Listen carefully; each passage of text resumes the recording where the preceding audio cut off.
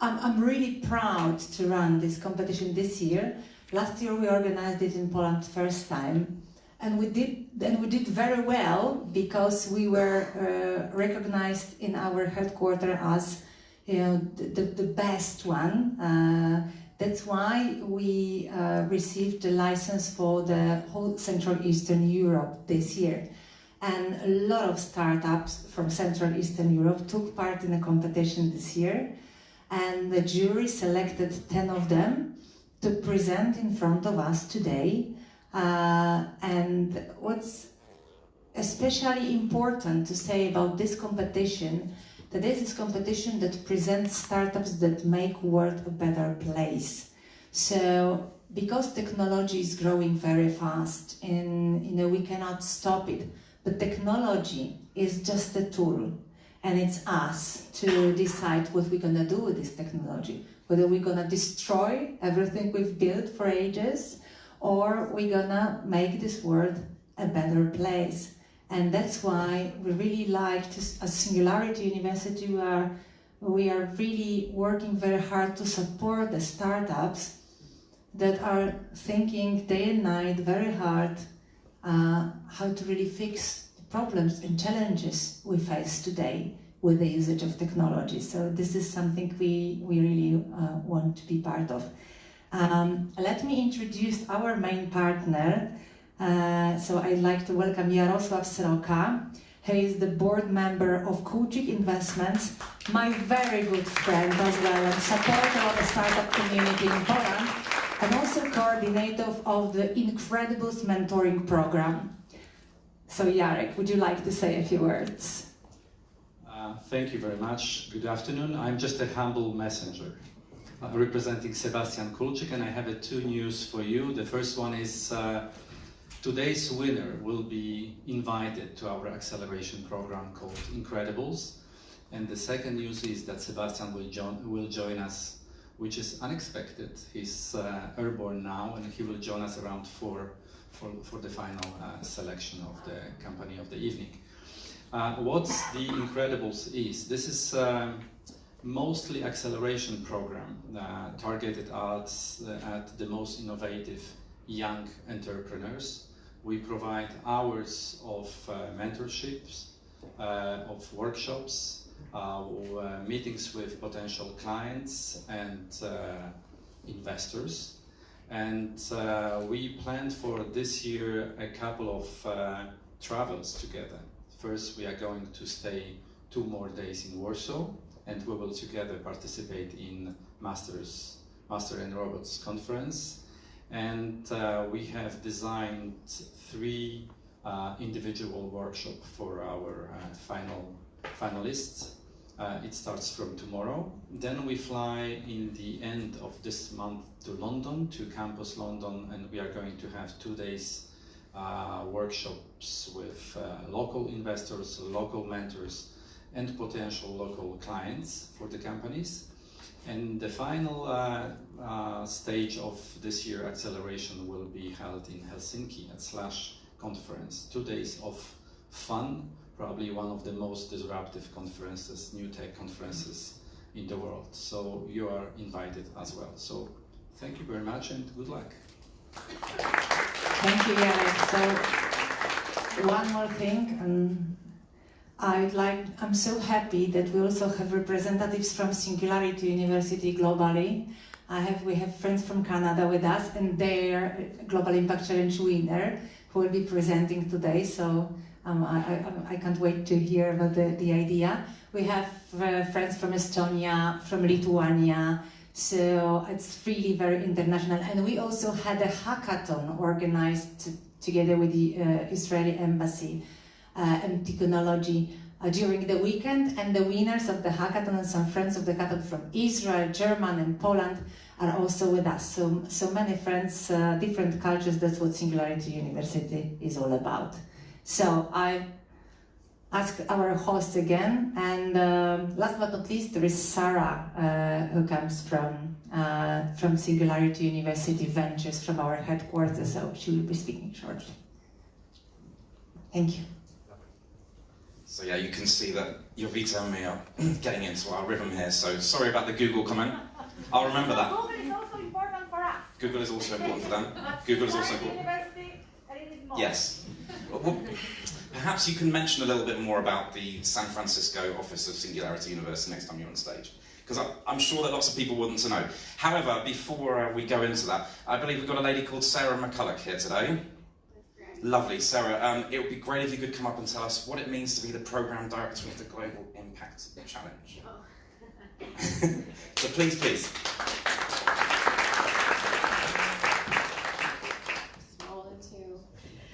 Hi, I am Sarah McCulloch, and I am absolutely thrilled to be here with you this afternoon. It's my first time in Poland, and I can already feel the ecosystem and the passion and the ideas from the 10 finalists you're going to see today that we truly can create and are creating impact around the world.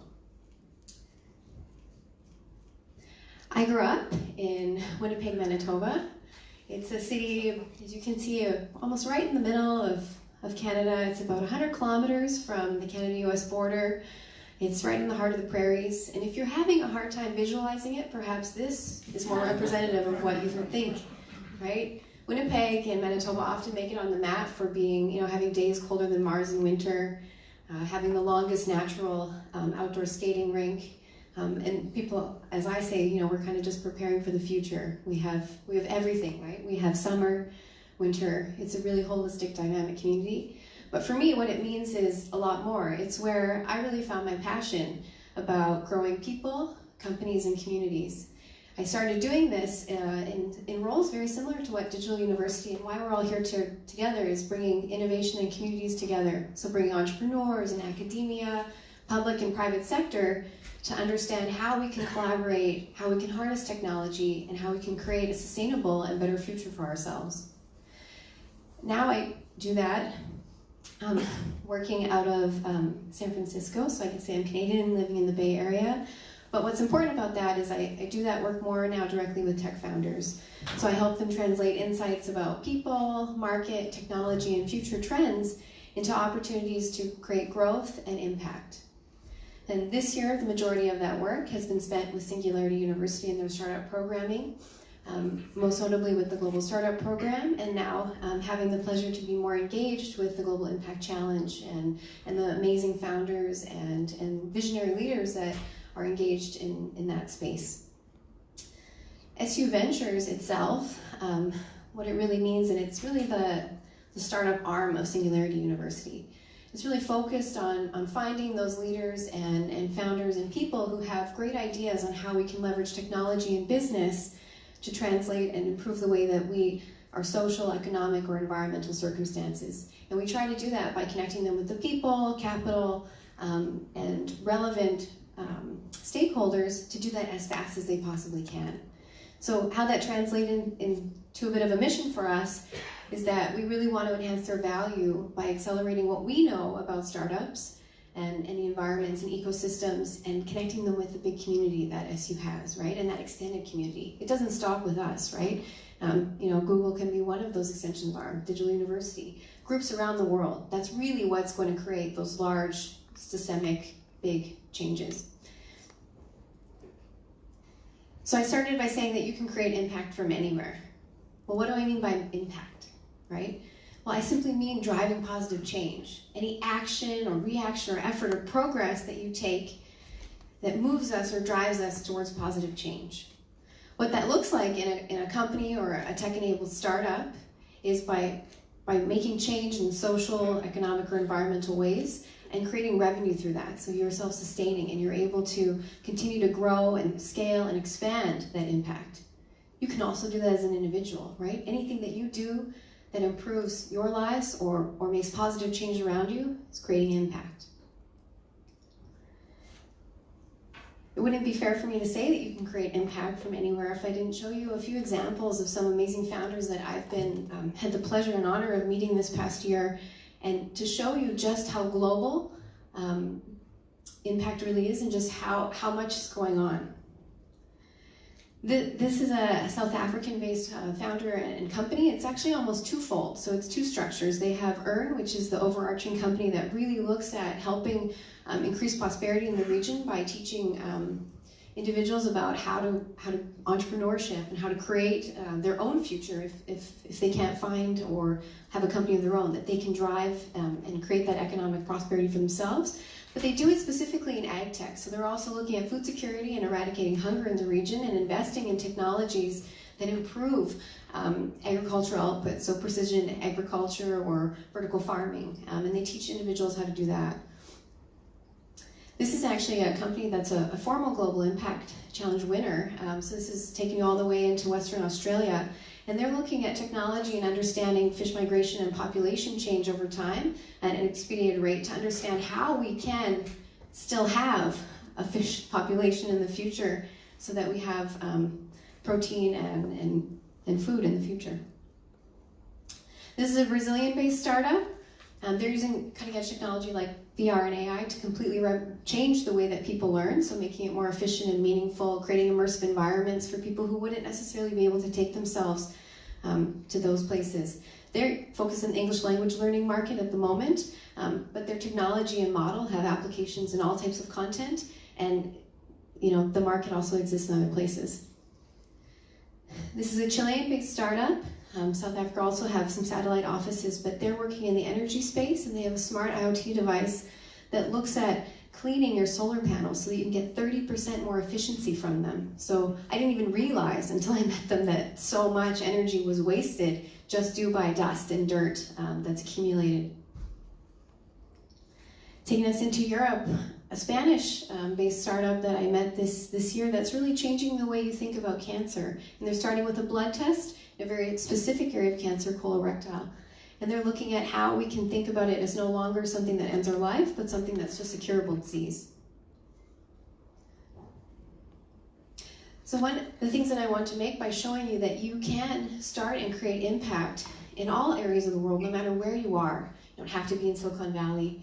But these are the things that I've seen that people that are, starting a tech startup and just growing and scaling a regular startup, right? That has a number of complexities and challenges to it, never mind having, the right problem to solve. Is your solution sustainable or scalable? Is the market have growth potential? Do you have product market fit?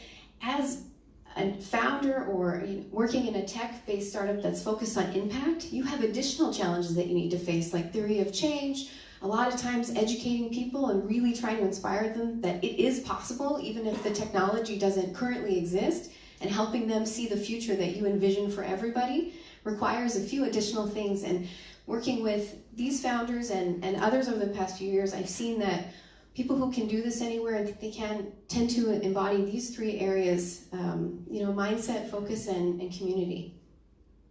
And when I say mindset, what I really mean is it's our collections and thoughts and beliefs that shape how we think and feel, how we process information, how we interact with each other. It's really a lens in how we view the world. And where this becomes, as you can imagine, really important is when we start to make decisions about how we're going to create impact and whether or not we can. Because we know that we're going to face challenges, right? There's going to be hiccups. We know by just looking at the regular startup curve that after initial enthusiasm, a good mindset and the belief that we can do it is going to be very helpful. Especially as looking at the type of global scale and impact that I think each and every one of us in this room can say that we aspire to help create, you're going to have to bring people along with you on that journey, right? And being able to inspire them to think that it's possible is just as important. And so that mindset is really key, and I want you to think about that.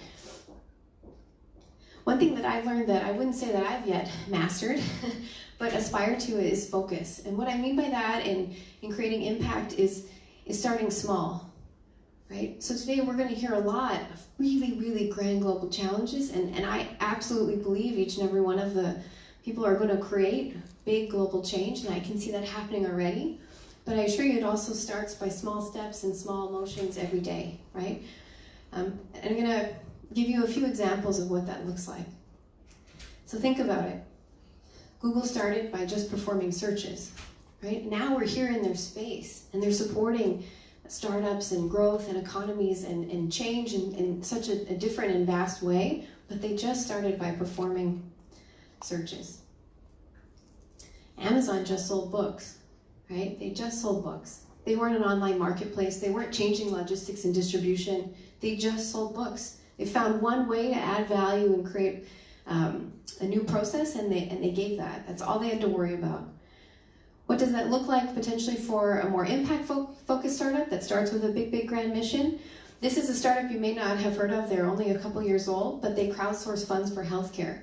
Their actual big mission is to create universal healthcare and access for everyone globally. But they are just starting with microfinancing for people to have access to healthcare in developing countries. So they're starting small. It makes it so much more tangible. Because imagine if our goal is zero thirst, right? We want to eliminate dehydration or death or illness from dehydration. So I say to you, I'm going to eliminate thirst. Zero thirst is my goal. And you say, that's great.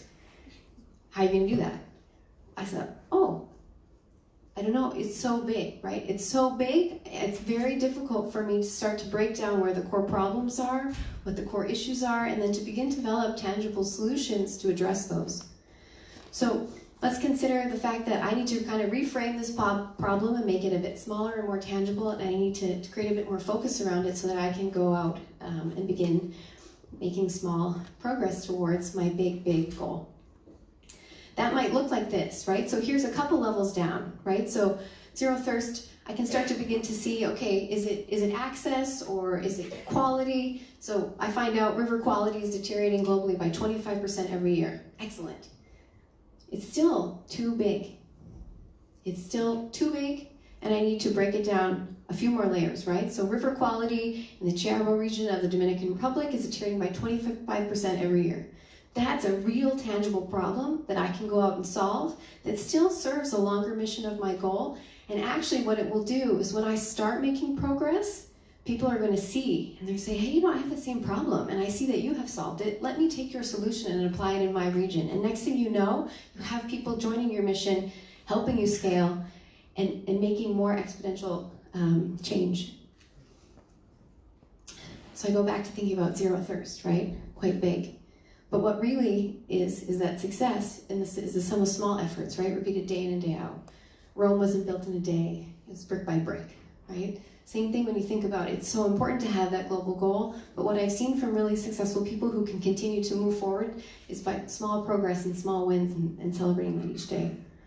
These people also, and founders that have really inspired me, have built really strong communities, right? And it's kind of what we're here, and it's kind of the essence of what we're doing today, and it's the essence, I think, of Singularity, and one thing that they do the best, right? They have a great community of people that they bring together that are working towards solving really big challenges and using technology and our networks and new processes to do so. And I think that this really stands true, right? If you want to go quickly, you go alone. If you want to go far, go together. And everybody here, just because I know, wants to solve a really big global challenge and create really positive social and economic change for us, you're going to need to go together. A couple things you can think about when considering your community, you want to make sure it's diverse, right? And I don't just mean that in a way that it's you look different than I do. You want to bring together people who think differently about you but have this shared common mission, right? You have a shared reason and shared purpose to be together, but you can see the world from different lenses. You have different experiences. You can process information. You can solve problems. And then taking time to connect and collaborate, time outside of the office, celebrating small wins. Those are the moments when you're going to have those serendipitous experiences when you say, oh my gosh, I had no idea how we were going to solve that problem or enter that new market or how we're ever going to get to create the kind of impact that we want. It's in these moments where you take time to connect, where you're open, where you're experiencing, where you're listening to different perspectives. So I go back to where I currently am.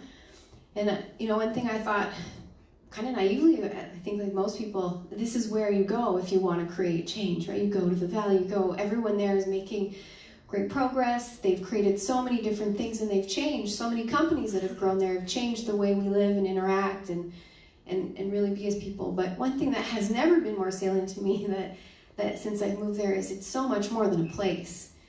it's a mindset. It's the idea that we can change the world, and we can use technology allows us to do that, and we will. And if there's one thing I really want you to take into today and into the challenges that you have for yourself, the goals that you have for creating impact, is that this is more than a place. And the truth is that whether you think you can or you think you can't, you're right. And I believe that you can create impact from anywhere.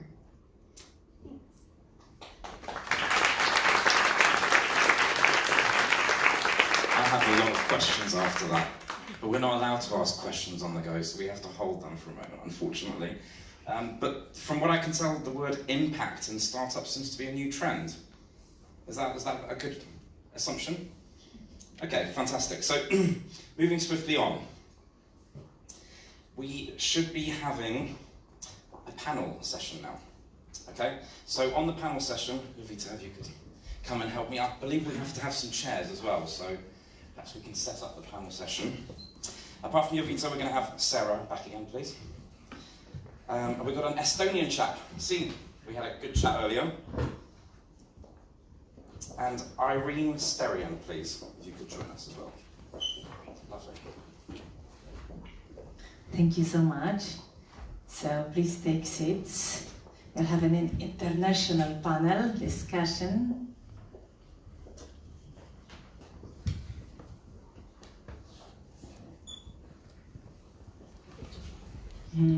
Yes, please. It is so nice to have you all here from completely different places in the world. So I'd like to start a little bit of a discussion about impact startups. Because we talk a lot about startups, but as you can see in today's world, when technology is really going very fast, we have lots of challenges that technology brings us. So it's even more and more important to work with startups that really want to create an impact. We have really brain eroding effects of social media. We can observe the mistreatment of employees by firms like Uber or Amazon, or the partnering of big tech with the military. So the public perception of tech really have taken on a darker hue in recent years. However, we all know that tech still has a potential to be a force for good in the world. So we see more and more startups that are using technology to make a positive difference, and that's what we also do at Singularity University. So my first question to all of you is, what does it really mean to you? What does tech for good mean to you? And then can you briefly give us a few examples of this kind of startups? Irene, if I can start with you, please. Sure. Trade. So first of all, thank you very much for inviting me. And my Canadian perspective in terms of tech for good is really using tech to help people around the world. And I don't see it as just the responsibility of startups, it's a responsibility of large companies as well. And I think one of the new incantation of company registration is to be a for-benefit company instead of a for-profit company. And then you have the gamut of everything in between, where a lot of companies have a division that does for benefit or for social good. And one example in Canada is Dominion voting. So we have elections in Canada, and they're fairly straightforward, and Dominion voting provides the voting equipment and the tabulation and all the input, including people with disabilities that can vote. In other countries like Mongolia, Nicaragua, the voting is not as clean and is not as ethical in terms of its capability to actually have people voting for who they really want to have elected. So Dominion voting has a division where they actually donate the equipment, they donate the staff, they put the data on USB sticks and fly it back to Canada, and then they tabulate the votes remote. So I see that as a sort of a new ethical company that's emerging, and the employees within the company are very motivated to work within that division, but then they also see the bigger picture of their profit side in being applied to a not-for-profit. Thank you for this example. This is also another benefit of running a company that makes world a better place, you can get better talents. Sim, thank you for coming. Thank you for having me. And could you please, you also work a lot with the startup ecosystem in Estonia, and also in some other countries, because you have some investments also in Silicon Valley. So tell us, what does tech for good mean to you, and do you have any examples? Sure. I can talk a little bit about Estonian experience. For a small country of 1.3 million people, we're quite lucky to have a very active startup ecosystem that has produced 4 unicorns so far, a lot of different projects happening, and that has kind of created this mindset and belief that we can actually punch above our weight and actually solve challenges that will affect billions of people. So I fully agree with you that it starts with the mindset, what kind of challenges you're willing to take on. To bring examples, I guess one of the projects that maybe some of you might have heard about is a project called e-residency. It's actually, you could call it a government-led startup. It's a program that was started a few years ago, and the idea is to give access to Estonian e-government platform and services to startups and to entrepreneurs all across the world. So today I think the latest statistics show that it's about 50,000 people who have become Estonian e-residents, over 10,000 companies that have been established, and it's growing fast. So this is basically democratizing entrepreneurship across the world. And it was started with an idea from inside the Estonian government, but today it's actually led as a company or as a startup. As a whole, I think the latest stats show in Estonia, most of the startups are still B2B, fintech, the sort of more traditional areas. Maybe 10% are dealing with health, life sciences, maybe 10% in clean tech, green tech, and even less in future education, for example. So those impact areas are still up and coming, but I think we see more and more interesting activity there as well. Thank you so much. Traditional startups. I like the phrase. We should use it. Okay, Sarah, you've already shared with us a few examples, but I'm sure that you, with your experience, have much more. So can you tell us what does it mean for you, and why? Like, additional question: why you joined SU and this kind of, because this is a very special job. Yeah. So tell us a bit more about that. Yeah, thank you for having me, and for that question. It absolutely is about impact and creating change. For me, technology for good, especially coming in from Canada and having grown up where there's lots of remote communities, and coming from an economic development perspective, you can just see how technology can create opportunities for people in places that never existed before. You look at how just digital nomad and remote communities are popping up. It means that people have access to economic opportunities and prosperity that they didn't always have. And I think for me, the word access applies in lots of places in terms of education. When you look at a lot of the ed techs that are in the impact space, it's trying to create more accessibility for people to learn information, and access to information is such a powerful tool to drive all of society up. And I think in healthcare I see that as well, right? A lot of the technology where you're using drones to provide medical supplies or just additional resources, it involves looking at remote communities to start, people who don't or wouldn't traditionally have that access, and also looks at potentially addressing an issue where we have overcrowding in cities, right? Because that's where the services are. So if we can continue to have it that way, I think it'd be great. One of the startups that I really like, because you wouldn't traditionally think of it as a tech to start when you look at it, but it is an SU company, and it's called Project Everest. and they actually use management and design thinking to go out to really understand a region or a potential challenge, and then they consider what type of technology or solution would be a really good fit, and they work with the community or stakeholders to develop that. And they're also, their model really is one where they're trying to scale, and so they go in and they train people locally how to do this so that they can continue to create their own impact using technology. That's one of my favorite examples. And it's a really good question on why I joined SU, because you know, there are a lot of young tech startups in San Francisco, and so but I originally moved there to work with one that was in the AI space, and I loved it because they were trying to create AI that was ethical to begin with, right? So right now there's a big risk or fear by some people in the industry that Google will have all your data, or Google will get your data, or other people, potentially Amazon, might use it to drive potential purchases or sell your data in the future. Not now, but you know, something that we could potentially look at. And this company was trying to understand how you could build an AI that was already for you. It sorted your data differently, it understood who you were, what your goals and values were, and it could make decisions on your behalf that were oblivious to what brand or label were on that. If you wanted to eat healthy, it would find a way for you to do that. And so when that company relocated and I had an opportunity to join another startup or SU, I couldn't help but be driven to want to work in a space where we're using technology to improve people's lives in so many different ways. Thank you very much.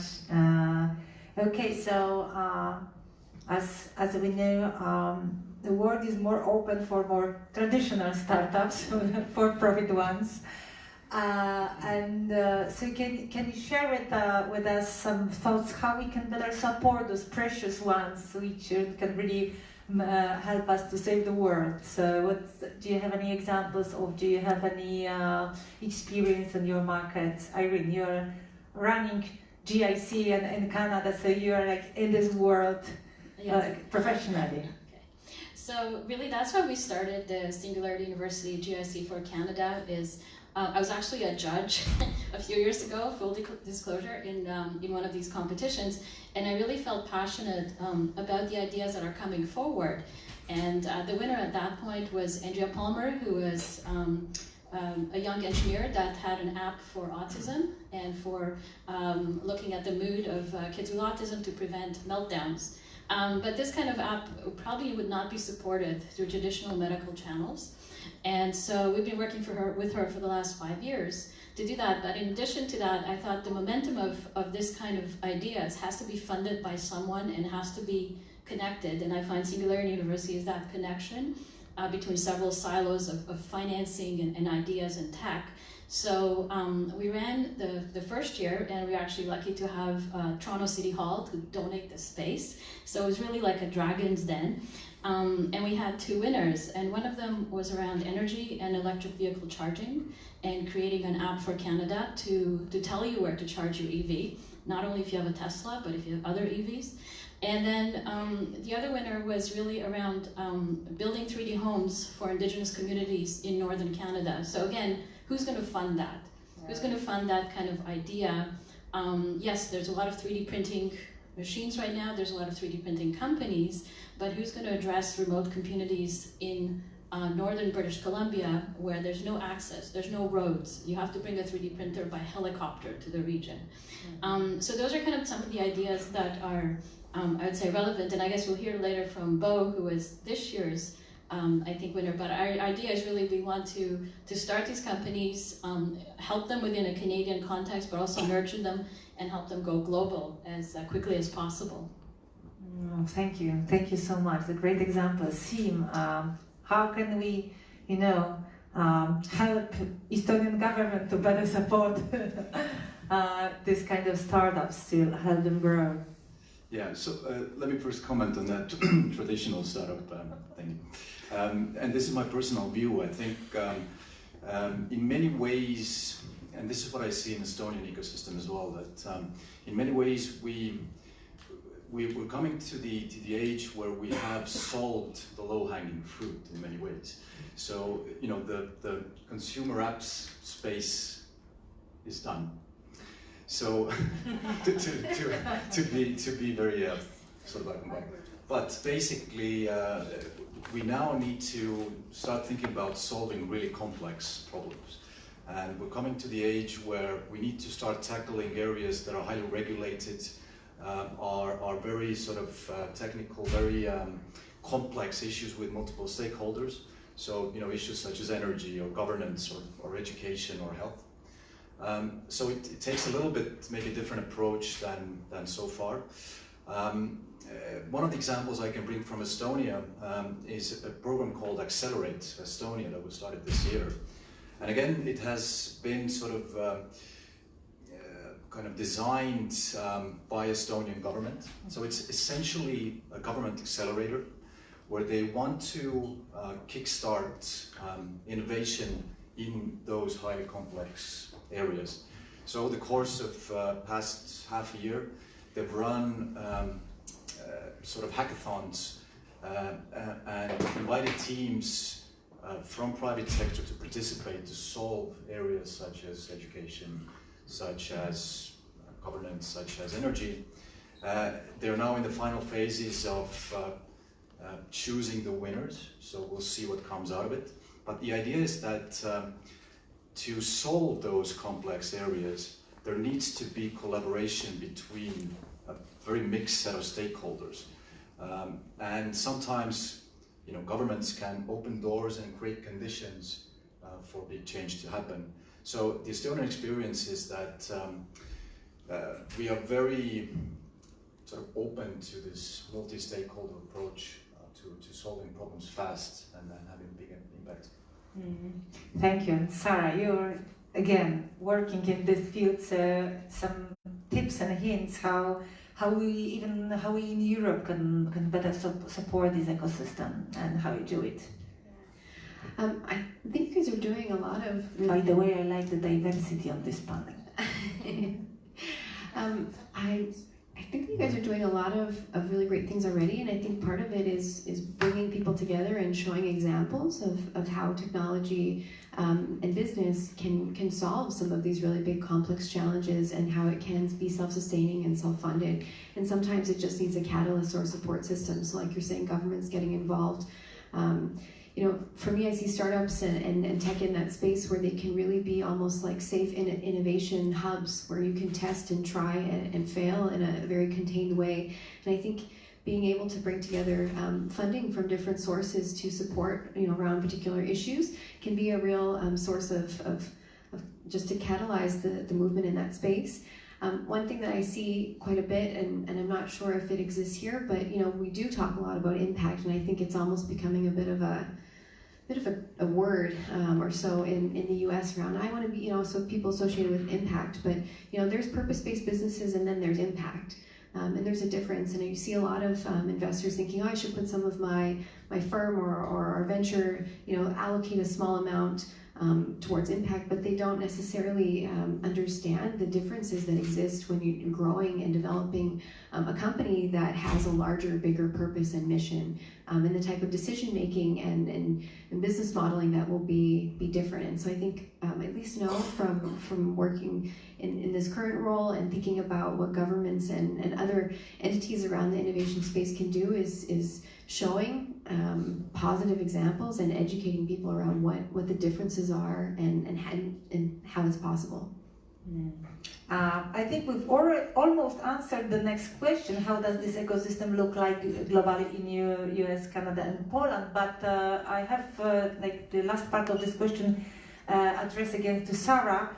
Can you share with us some examples of, because you're traveling to many countries, it's not only us, but some African countries and Asian countries. So how does the ecosystem looks like there, and is there a possibility to learn from them?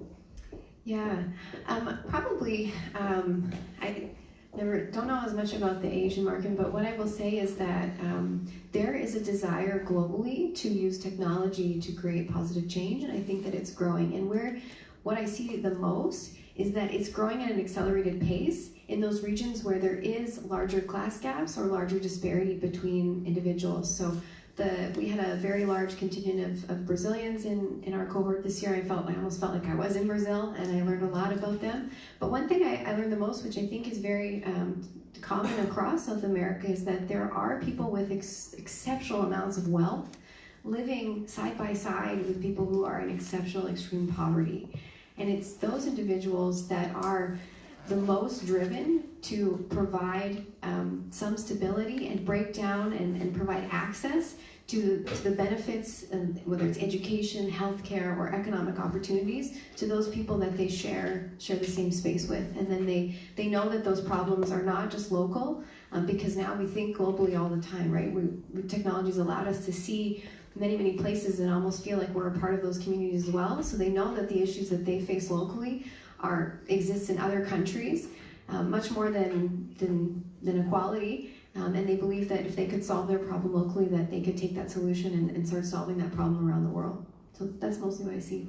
Yes. I'd like to add something to that. Thank you very much. Well said, Sarah. Is that I think you have to start local, but think global. So you have to start small with a very specific problem, and I think you mentioned that as well. And from a Canadian point of view, I can look at Canada overall, but it's very diverse. But if you start in Toronto, there are 3 levels of government that can help a social entrepreneur. So there's the federal government, and there's a fund for Indigenous communities. Then there's the provincial government, then there's a green energy fund, and then there's a local Toronto government where there's the Center for Social Innovation. So those are 3 levels of government that kind of connect together into one geography. But then there's large companies as well in Toronto, like Toronto's Sidewalk Labs, which is part of Google Alphabet, and they're looking at smart cities. But they're working with local startups in terms of how to connect those startups with the smart city infrastructure that they're developing. But they're very specific to Toronto, by the lake, with this population, these kind of transportation needs. So I think it's like starting with one particular specific problem and then scaling globally. It's a pity. Do we have anyone from the government here? That's a pity. They should hear it. You have to record it for me, please. Or repeat. Okay, guys. Of course, we come to the money now.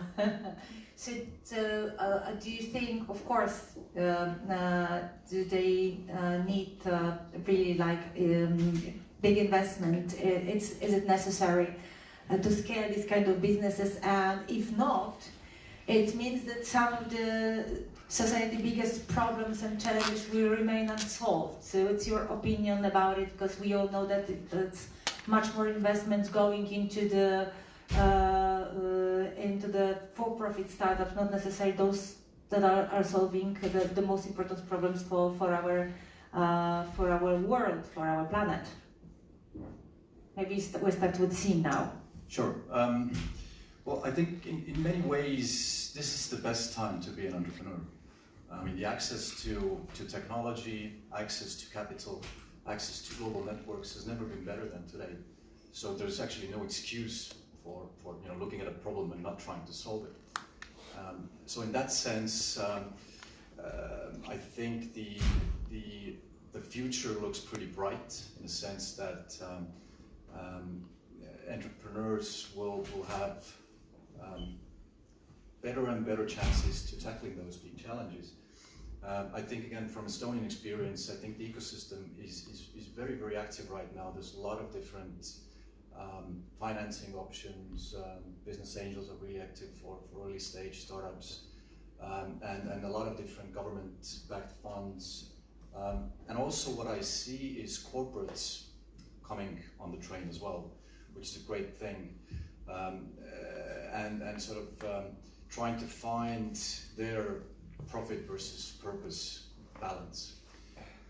So I think that's one of the key words that will define the companies of the future, how you're able to balance this profit with purpose, basically. And I think the most successful startups will come, from those who master that equation. Thank you. Irene? Yeah, I was going to add something to that as well, because I see that as well in Canada a lot. So a lot of the incubators and accelerators now have large multinationals partnered up with startups. And you see it, I would say, overtly in places like Google and Google X, which have entire divisions. But there are other companies which actually have difficulty attracting talent. They're older companies, they're not as exciting. Nobody wants to work for everybody that is sort of in oil and gas or steel. And the difficulty with that is that they need to find something and they need to find that purpose, which they don't have today. And that's how they're partnering up with other companies. And one example is Coke and Coca-Cola. They have Eco Center, and that's really a way to provide clean water to Africa and South America. But they partnered up with a German company to build their solar-powered kiosk.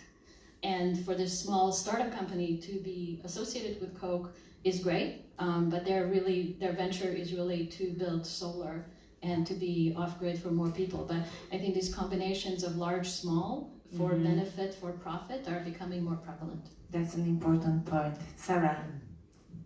Perhaps I'll add a kind of a VC perspective from what I've seen, and just in a growing interest. And I think to your point, we've grown a lot of consumer apps, so the SaaS model is well known and well understood. But that means that there's a business model and a growth model and an ability for people who are investing to calculate really quickly, if I invest in you, when I should receive a return and how much of a return I should receive. And so I think there's a lot of opportunity on the side for impact to be able to, one, create new business models, and then to also educate and show how these models can create returns, but that they're also very much more dynamic. And I think the point was made here too that consumers are really demanding of companies, and I think that that's only going to grow, that you have a purpose and that you're doing so much more than just making a profit. And I think that the markets are going to start to drive that, and you're going to see that the money will go, and if you, again, can show success and that you can get returns and make an impact. I mean, people love helping people, right? It feels good. If I can invest in this company that has returns, that's great. If I can invest in this company that's going to give me similar returns and I feel good about it and I've made some positive change, I think the money will go there. Yep, there's a great saying by Peter Diamandis, the co-founder of Singularity University, and he says that the world's biggest challenges are actually the biggest business opportunities. And that's equally true for both corporates and startups when you think about it. So I think the world is more full of opportunities than ever before. Thank you, Sim, for that. And I have last question for you, which is not that easy, but I hopefully will have an opinion on that.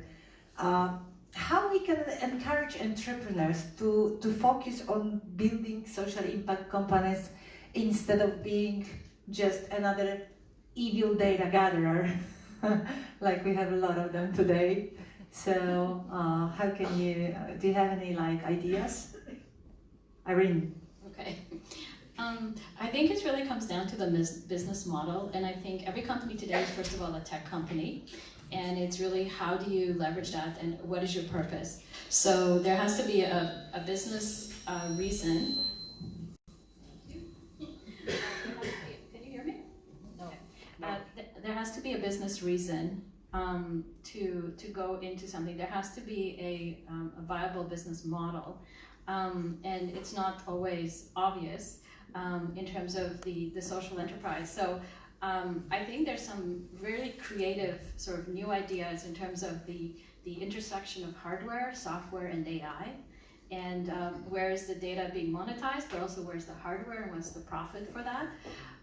One company that I really like and I just wanted to mention is Techonomy, and it's a US media company, but what they're actually doing is they're attracting very high net worth companies and individuals to come together and look at social issues, but also then influence their funds, their division, and their companies to invest in those social issues. And I think we need that. We need sort of those willing investors that see the value, and then also some of the smaller companies and the startups that actually create the value. And sort of the marriage of the two will be successful. Thank you so much. Sim? Well, coming back to the mindset around impact startups, I think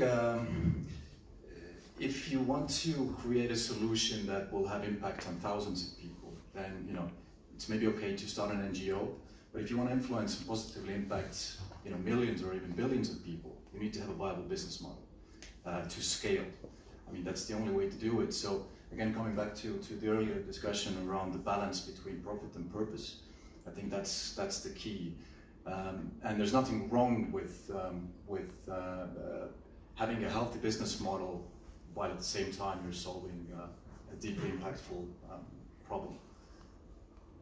Yeah, I absolutely love both of the answers. Mine aren't that much different. It's you know, showing people that they can use business as a tool to create change. I think so often our mindset is, if I want to be a social entrepreneur or I want to create social change, I have to start a not-for-profit or I have to start an NGO.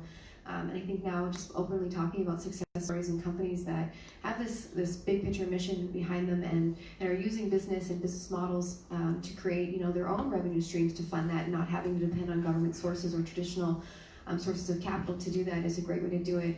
And then I also think, you know, these communities and bringing people together to talk about it and connecting the right people at the right time. So those investors who are at the forefront of the curve, or those people who that challenge that you want to solve is really close to them, and they have money or funding or connections that will be really critical for the success, are really, really great ways to support that and encourage it. Thank you so much. I think this was a very interesting discussion, full of tips and hints at what we can do globally to support this kind of very important project. So thank you so much for now, and I think we are just about to start the main part of today's meeting, so the finalist presentation. I don't want to steal our host's job, so I'm shutting up now. No, you're going to be back here in a moment, don't worry. There's a countdown here, everybody. If anyone wants to know what's going on here, 43, 42. So I guess I have to hurry up. Okay. No, this is still the time we have for the panels. Like 40 any more questions? More. Okay, so I understand the jury now are going to be involved, but you can stay there, yeah? You don't have to move or sit here on anyone's head, no? We can leave you there, yeah? Okay, we're going to have 10 startups now, okay, everyone? 10. And just to give you a bit of warning, okay, each startup's going to talk for 45 minutes. I'm joking. I'm joking, it wasn't 45 minutes, no. It's 5 minutes each, okay? So who can do their maths? 5 minutes times 10, 50. Okay, but we've got to go through till about 5:30 even now. We're going to be going through the startups. Has anyone been to a startup pitch? Anyone been? Okay, that's not bad, that's not bad. So for those who haven't been, the people who are going to be on stage will be sweating, looking uncomfortable. We need to help them, okay? So if we can cheer them occasionally, clap, I think they would really appreciate it. Okay, so when they come on stage, we can just make them a little bit welcome. I know you're one of them, aren't you? So when you come on stage, we'll clap, okay? I'm sure we better. Fantastic. Okay, and I don't know whether you know, but I have to use a lift sometimes in Poland, and I have to use a lift in England sometimes. And in Poland, when I use a lift, I have to let all the ladies go first. In England, I use a lift and I forget sometimes, and I'm standing there and everyone's got in the lift, and oh my god. So when it comes to these sustainable startups, I think we have a lot of challenges here, not just when it comes to transport and what have you, but we also have this problem now. I don't know, have you heard it? They've got this Siri and this Alexa thing, and in America there's a big problem now because apparently it's sexist, because it's all women. Siri and Alexa are both women. So apparently now in America you can buy Samuel L. Jackson playovers for your Siri. Yeah. Now, I'm expecting to hear something better than that today, okay? So if you guys can do a little bit better than that, okay? Maybe not Greta Thunberg playovers, because that might be a little bit too aggressive, but if we can do just a little bit better. Okay, so as for the jury, we're going to have Sarah again, who I'm sure you've familiarised yourselves with. Jovita's going to be on that jury as well. We're going to have Jaroslav from The Incredibles. I like that, it's catchy, that Incredibles. It's good, it's good. We're going to have Suprit here as well, who was talking to me about, no, let's not talk about that. And we're going to have Maciej here, who's worked with some of the top HR companies in Poland for the last 10 years. And I'm hoping that you guys will be very good jurors for our selected candidates. Now let's move swiftly on to our first startup though, okay? Because I think that the sooner we move on with this, the better for you guys to get to your next coffee break. Now, as far as I know, we have a young chap called Jakub coming up now. Is that correct? Jakub? Yes. And Jakub is going to talk to us about e-drop. Is that right? E-drop? Okay, so Jakub, it is your mic. Remember, thank you very much. If you speak more than 5 minutes, they will turn it off. It's gonna explode, all right? Sure. So Thank you very much. So it's going to be hard to beat Samuel L. Jackson probably, but we'll try. Oh, and the timer is already on. So my name is Jakub, and I'm here to present you the eDrop project. But before I do that, I'd like to address the honorable jury here a question, if you will. A quick one. Do you, ladies and gentlemen, have any idea of how much water you used this morning for your typical activities like toothbrushing, dishwashing, showering? Yes. How much? And how do you know that? 10 gallons. 10 gallons, well, here in Poland. Listen, I turn it on. Okay, 45 liters, right? All right. That's a typical American shower. No, so probably you cannot say the exact figures, and don't worry, it's not your fault. The reason you cannot provide me with the figures is that there's no tools on the market to provide you with such an information. So that's exactly where the eDrop comes in. We address with eDrop the problem of the careless water usage, and probably we all realize the series of the water scarcity problem these days. And it's not only Africa anymore. We actually have, even here in Poland, we have some serious issues this summer. So basically, whatever we Google over, whatever statistics we Google, it's going to be scary and alarming. And I just want to quote one statistic by the UN saying that 1.7 billion of people is currently living in the water stress areas where the demand is surpassing the supply by 80%. And imagine that 1.7 billion is actually a quarter of our population. That's a huge number. So we believe that the bottom of the problem of careless water usage is the lack of the tools for people. So we all probably have this and know this old ugly residential water meters that we have buried somewhere underground or in the basements. We check them periodically, like once a month, once a year. But we really have no means to see, like, you know, whenever we're standing under the shower practicing Bohemian Rhapsody, for instance, we can't really realize how much this affected our planet and our budget. So that's why we came up with the eDrop, a beautiful, smart device for detailed and real-time water monitoring to mainly educate and trigger changes in water usage habits. We primarily developed eDrop as a kind of a personal trainer for individual customers, and among some cool features I can name a few, like instant water reduction by 50%, some AI-based habit tracker that analyzes user water usage and then gives some instant notifications and tips, and also a very important thing for us, which is a global community that we use to kind of a peer pressure and social challenges among users to, well, basically to motivate people, users even more. Now, we put a lot of emphasis into state-of-art technology and design because we wanted to break the current perception of water saving as an unappealing duty. So we managed to make it with our beautiful device, so people actually love to have it inside. They love the interactions they have with the device once the water is running. They love our beautiful app, and also they like the idea of the challenges within the community. And talking about the community, I'd like to mention that the smart water management market is already a big thing, and it's projected to grow by 31 billion by 2024, which also translates to a great impact. And I think we all realize that the impact is really limited by the numbers of users that we can get to. And that's exactly why I'm here. I'd like to take part in the project, and I'd like to use your expertise, your knowledge, leverage your connections maybe, to be able to together make the impact really global and exponential. And to give you the vision of the idea we have here, I'd like to present you a short movie at the end that we prepared for you. Let's see if it works. Probably there's no sound. Control tower. Thank you.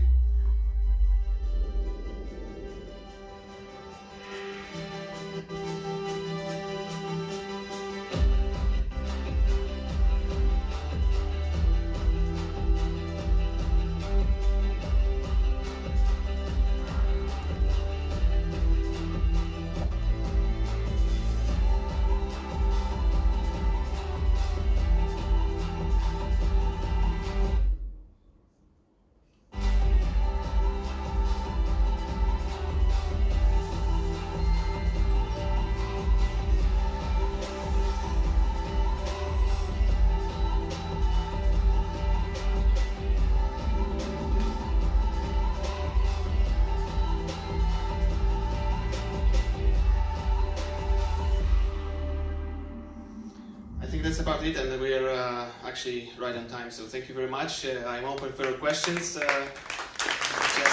Please be kind as I'm the first one.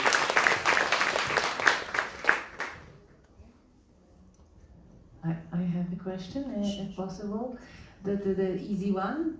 All right. Are there any competitive products globally? Because you want to go global with Yes, it, of course. So not in the way we are addressing the problem now. So there are some projects that try to address the problem, but from a very different perspective. So that's actually how we started with the product, because we couldn't find the one for ourselves. So like all brilliant ideas, it also struck me under the shower. I couldn't really figure out how much water I'm using, practicing my singing and stuff.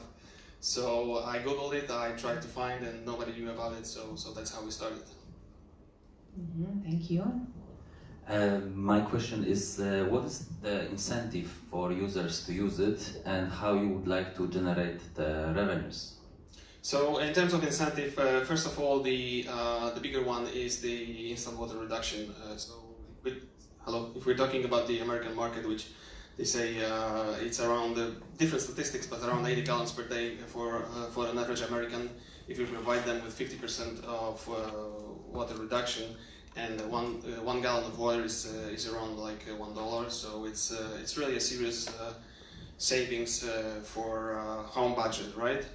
And in terms of how we're going to generate revenue, so we started solely as the B2C model for the individual customer, and we wanted to sell the device itself.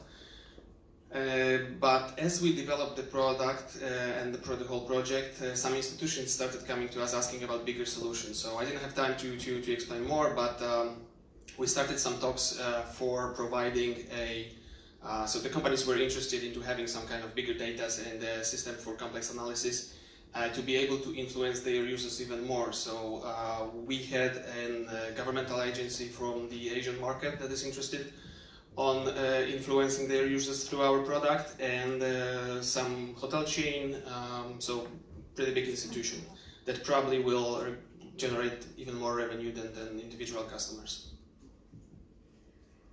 Thank you.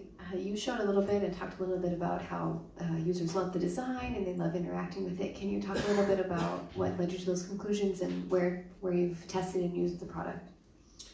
Yes, so for now I probably have it on me as well. So we have we have like 5 pieces of our devices. So our testing was limited to only 5 users, but from different regions and different backgrounds. So basically, that's how we tested it. It's almost a ready product, ready for mass production. And yeah, does this answer your question or? I'm just wondering, like, some of the validation in terms of like why they enjoy using the product and what kind of benefit they're getting from. Yeah, so for the same reason I mentioned, first of all, that's why we also spend a lot of time designing the product itself. So it's no more an unappealing duty, saving water. It's a kind of a very nice gadget that people love to have in their kitchen or in their bathrooms. Now the savings of the home budget is also a serious thing, and we translated it into serious figures, so they literally see how they're doing. And also for most of the people, it's also important to be a part of the community. They know that they are all adding up small efforts to have a big impact globally, right? Do we have any more questions? No. Yeah. No. Thank you. Maybe one more. How you install it on the under the shower? As inline as an adapter. Okay. Does it talk to you? How do you know when you're using too much water? Not yet, but it's an interesting thing with the Samuel L. Jackson probably. So, or maybe we're gonna use Matt Damon because he's actually very into water. He's a co-founder of Water.org. So, in case you guys have any connections, we'll be happy to use his voice as well. For now, it's just blinking and having an app. Communicating, giving you some notifications and communications, but that's actually a good idea, so maybe we can incorporate that in the next iteration of product. Thank you so much. Thank you very much. You did well. I prefer Ben Affleck personally. He's quite into water and coffee and things like that, no? Yeah, we can use it for coffee as well. Ah, see, perfect. Okay, but that wouldn't work in England, you know that? Because in England we still have those two taps separately. You haven't thought of that, have you? Sorry. Question time is over, I'm sorry. I know. It's not sustainable, is it? Anyway, from one Jakub to another Jakub, we're looking for a Jakub Kreft now. From a company called Unicorn. Now, that's a very, very cheeky name for a company, isn't it? But I'm sure you'll tell us all about it. Thank you. So, hello, I'm Jakub, CEO of Unicorn VR World. As a startup, we want to help kids with autism spectrum disorder, which I will call shortly ASD for further representation. According to global data, the number of kids diagnosed with autism is rising, and the number of therapists is not keeping up. So there is a huge gap. Only in Poland, there are 35,000 kids and only 3,000 therapists.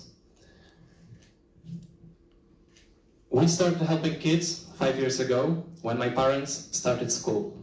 During that time, we worked with many kids using different methods, and we thought to ourselves, why not use my field of interest, which is virtual reality, with their skills of psychology and pedagogical skills, and this is how Unicorn VR World started. At the beginning, we are targeting highly functioning kids. You may know them, for example, as Asperger's. For those kids, therapy can be very stressful and inefficient due to sensory overload. Imagine the sound of the car outside that building is as loud as jet engine inside that room, or the lights above you are as bright as the sun. We are using virtual reality to simplify that world around, minimize distractors, and create safe space for kids to develop their real-world skills. Our approach using VR in the therapy is scientifically proven by many researchers. It is also used in different kinds of therapies, like phobias, fears, post-traumatic stresses. And now technology is at that level that is accessible and available for almost everyone.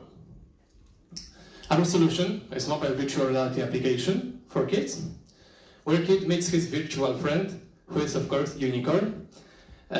He guides him through tasks and exercises during which words develop, bringing more distractors, and kids develop his skills. And beside that, there is application for parents and therapists to supervise the session in case kid gets stuck. We are ready with our prototype. We are creating content for our virtual sessions to be ready for our big implementation. We are targeting schools, therapists, and parents to be able to help as many kids as possible in shortest possible time. But there is more. After successful implementation, we want to equip some schools and therapists with devices to collect data. We are particularly interested in EEG, biofeedback, and eye tracking during our virtual sessions for further data analysis using data science and latest machine learning algorithms. All of that for two main reasons. First of all, we want to create virtual therapy that will adjust its content to kids' development pace, real-time during session. And secondly, we know how it is important to diagnose autism at very early stage. By helping kids with ASD, we want to impact every kid. Our future therapy will calculate probability of autism to help parents and therapists take next steps to bring better future for those kids. Why me? 4 months ago, I left my well-paid job as programmist, mostly to challenge myself, but also to create something valuable for others. This is how Unicorn VR World started. It was very hard. I had many doubts, and I wasn't sure if it's the right way. But I found out I'm one of 50 young entrepreneurs to be part of School of Pioneers program organized by PFR. And during that 4 weeks, I structured my idea, developed business plan, and that helped me win the final pitch contest in front of real VCs. Now we are almost ready for our Polish market, and I believe with help of greatest minds at Singularity University, we will be able not only to impact kids in Poland, but also globally, worldwide. So as you can see, I believe in unicorns, and I hope you will too. Thank you.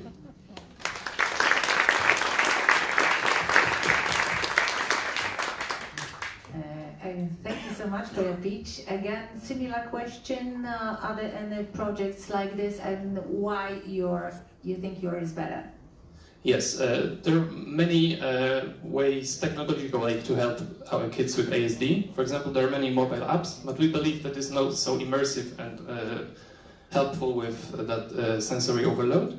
There's one company in the United States, it's called Florio, but they're targeting different problem.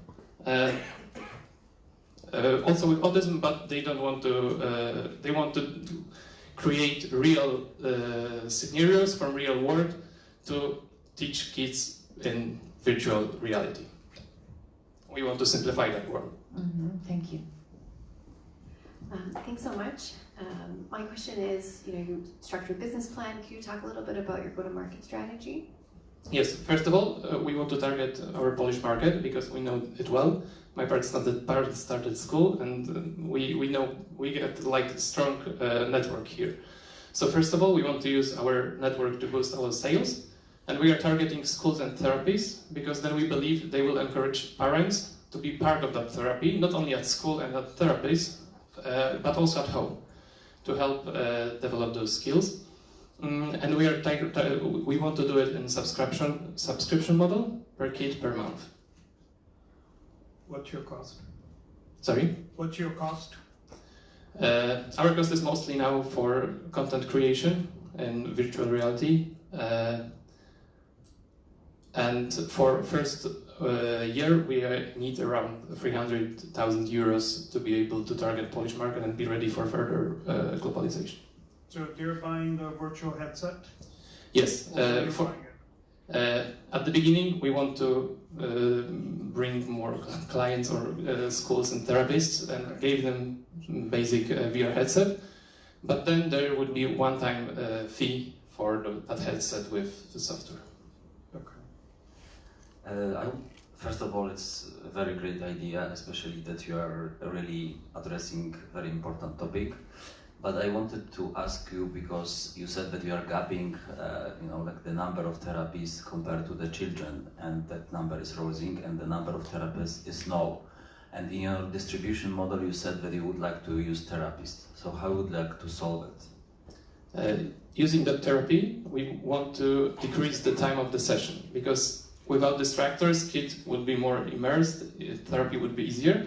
So we can save time to help therapists have bigger number of kids, and also in further plans he would be possible to do like a telemetry session with kid, with his office and kid at home, so it also could improve the number of kids whom we can help. Okay, thank you. Congratulations on your journey and starting this venture. What do you think is what is your biggest challenge right at this moment? Right at this moment, I think it's to validate that idea with therapists on the larger scale, not only with therapists we work now, but to make schools understand that it is a valuable product, because it is the hardest problem to get to schools and tell them, hey, it's good, it's validated by science, but they want to know that therapists and parents are also liking that idea, that it is helpful. Thank you.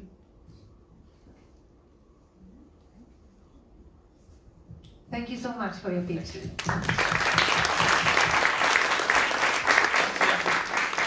Nice chat. Nice idea. And you were a Java developer, were you? Okay, we'll find out later. Lovely, we got a lady this time, so Anya Verońska. Fantastic, I'm going to give you the microphone and good luck with the... They've been quite well behaved, haven't they? I think they'll be good. Good afternoon, ladies and gentlemen.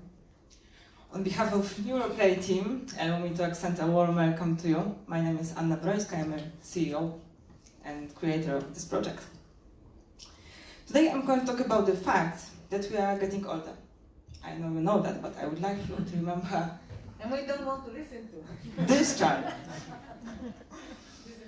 The population over 60 will increase threefold by 2050, but this is not the problem. The problem is 60% of them suffer from cognitive dysfunction regarding attention, learning, remembering new information. 200 million people in the world have problems performing their daily activities. Half of them have to cope alone. And finally, 62 million people suffer from dementia. This number will increase like a population, at least threefold. Over the years, elderly people have to manage this problem in different ways. They support their cognitive function by using medicines, they make an intellectual effort, they read books, do crossword puzzles, they're socially active, or they don't take any step which may improve their mental condition. Our device is based on the well-known EEG biofeedback method. So the question is, why seniors don't use this method today? This is exactly why. We have on the market stationary medical devices, complicated to use and expensive, or devices for home use, but with limited functionality and unproven effectiveness. This blue box is a breakthrough. With our device, elderly people can improve their cognitive function. Training is possible anywhere without a biofeedback specialist or without installing the electrodes. We have created protocols for the seniors and the games that are attractive to them. The entire training is recorded and can be sent to a doctor. So this is a certified medical device for use at home, but also hospitals and other medical facilities. The methods works very simply. The band measures parameters, the patient receives the information, whether he is in the optimal condition in this moment. This is audio or visual. In this way, he learns to generate this desired state. This is the auto-regulation. In our project, we've chosen the most important cognitive function, attention. So the device measures EEG and 3 other parameters to know more about what is happening with our patient in the moment. In practice, our patient plays games which we created for attention training. If his attention is at the appropriate level, he receives a reward. For example, he sees a progress in the game or positive images. If it's not, the game is not going well. This is really simple, isn't it? We assume we divide elderly population into 3 groups. People who age successfully, that's a lucky guy. People with mild cognitive impairment, it can be said that MCI is intermediate condition between successful aging and mild dementia, and people with dementia. And the good news is that we can help all of this group. Now we are here on the red line. We are working on integration hardware and software. We are starting clinical tests in 16 weeks. At this stage, we will examine 190 patients and we will perform over 2,000 training sessions. In spring 2021, our device will be ready to launch on the market. We are realizing this project in 3 partners: Institute of Medical Technology and Equipment in Zabrze, Medical University in Bydgoszcz, and University of Kazimierz Wielki. This is our wonderful team, the key team. Do you recognize her? It's me. Thank you.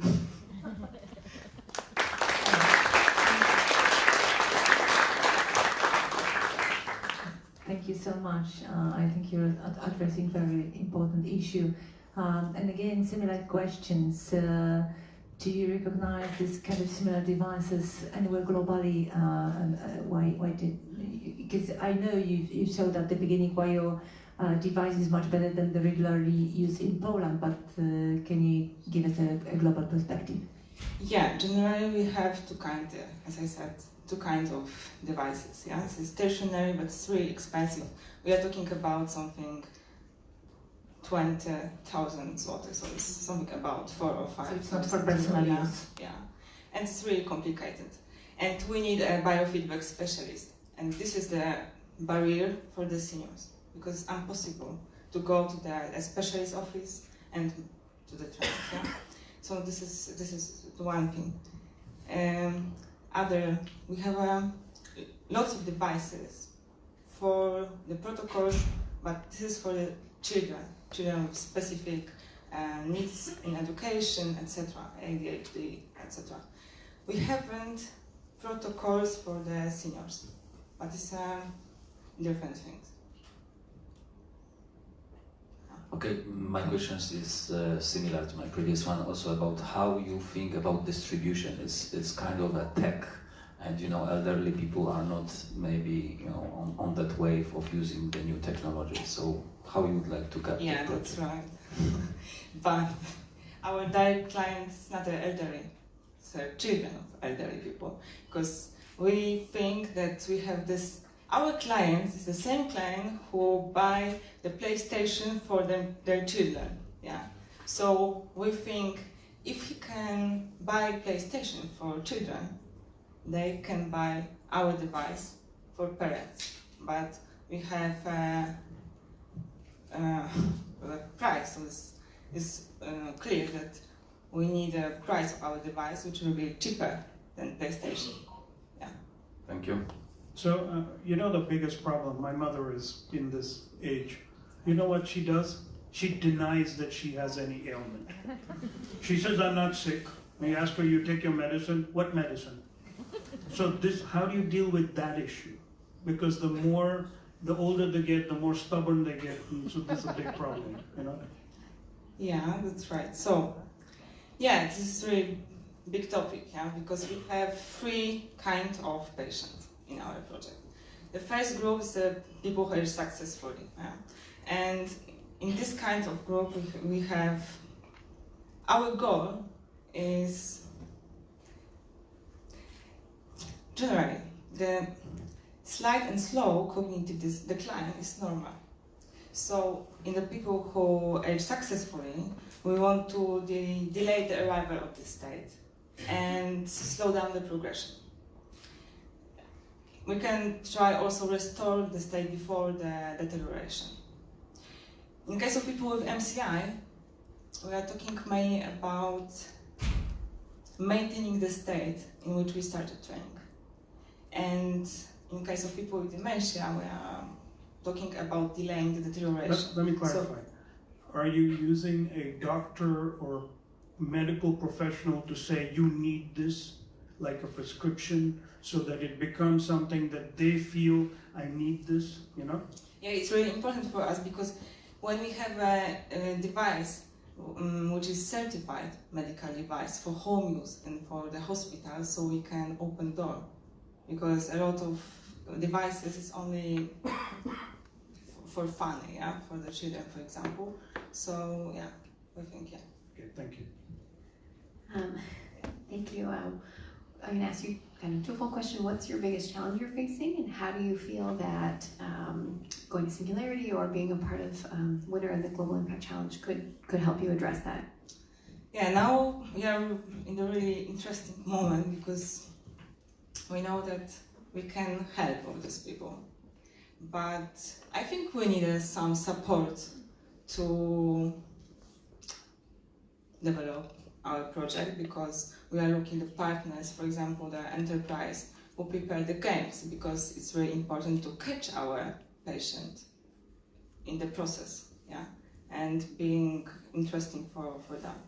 So I think this is one, for example, and now we are preparing another project to make a final version of our device, more ergonomics and more comfortable and yeah, for the seniors. So I think maybe we need some help, yeah, to develop it. But yeah. Thank you.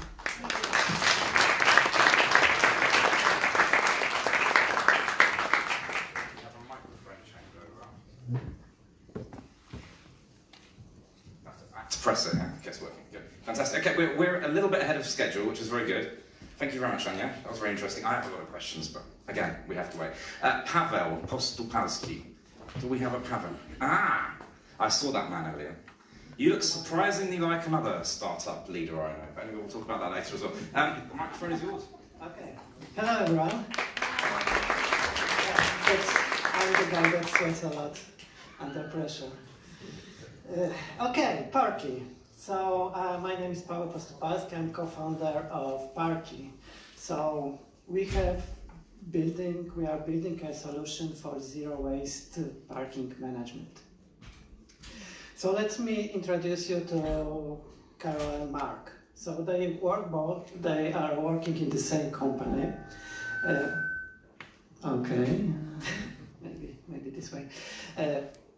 Carol is a middle-level employee that commutes by car.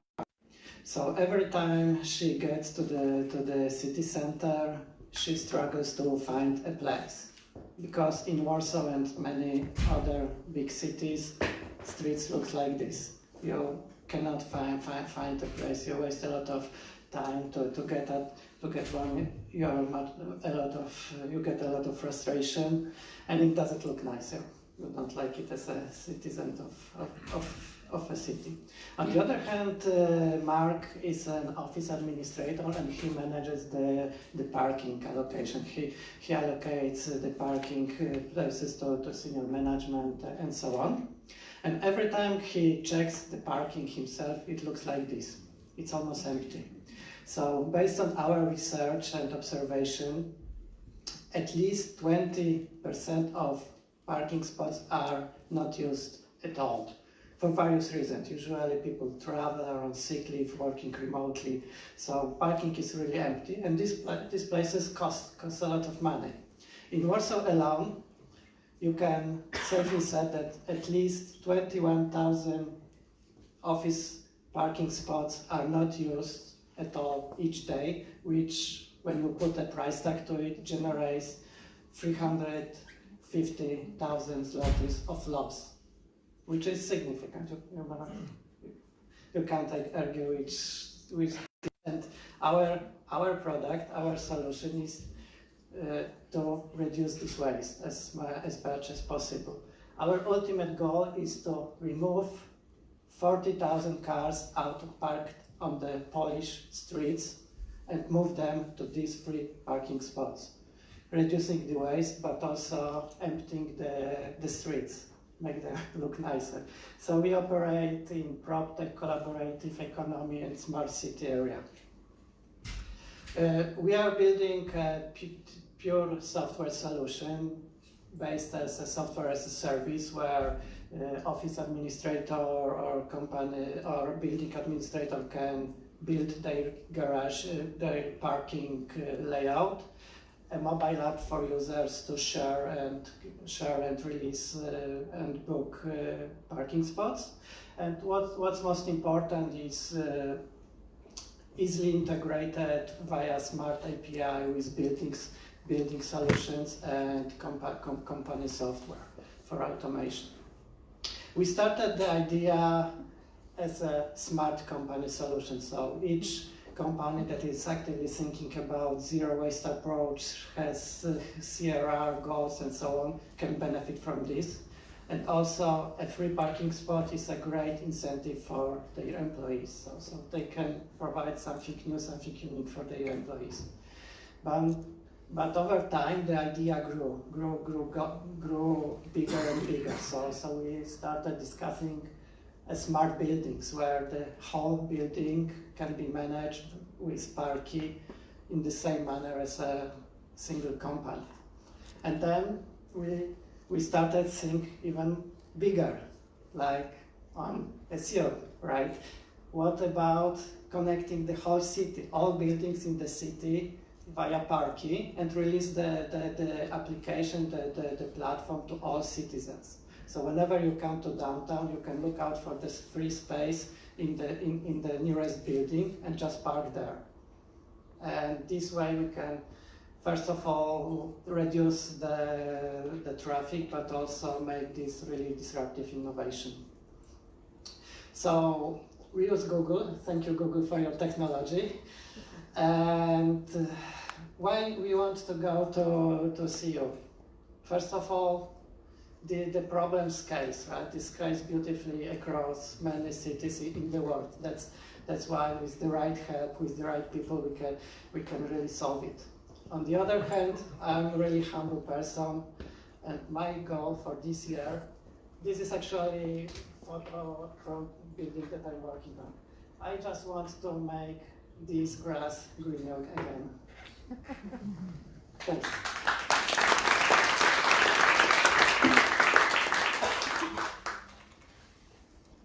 So a question for you. Question many office parking lots are secure. So how do you deal with the whole security issue? So in the first the first solution will be targeted for companies, employees, and people that are allowed to enter the building. So they kind of automatically are allowed to get there. We are thinking about exchanging the plastic card that you usually have with virtual parking card. So you can use your smartphone as an entry card to the parking spot via IoT sensors. Yes, so my question.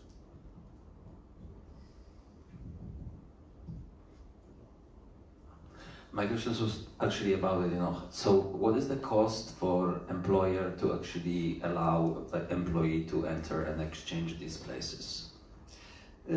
So if you ask, our business model is going to be a subscription based, and the cost is calculated based on number of parking spots that you manage via platform.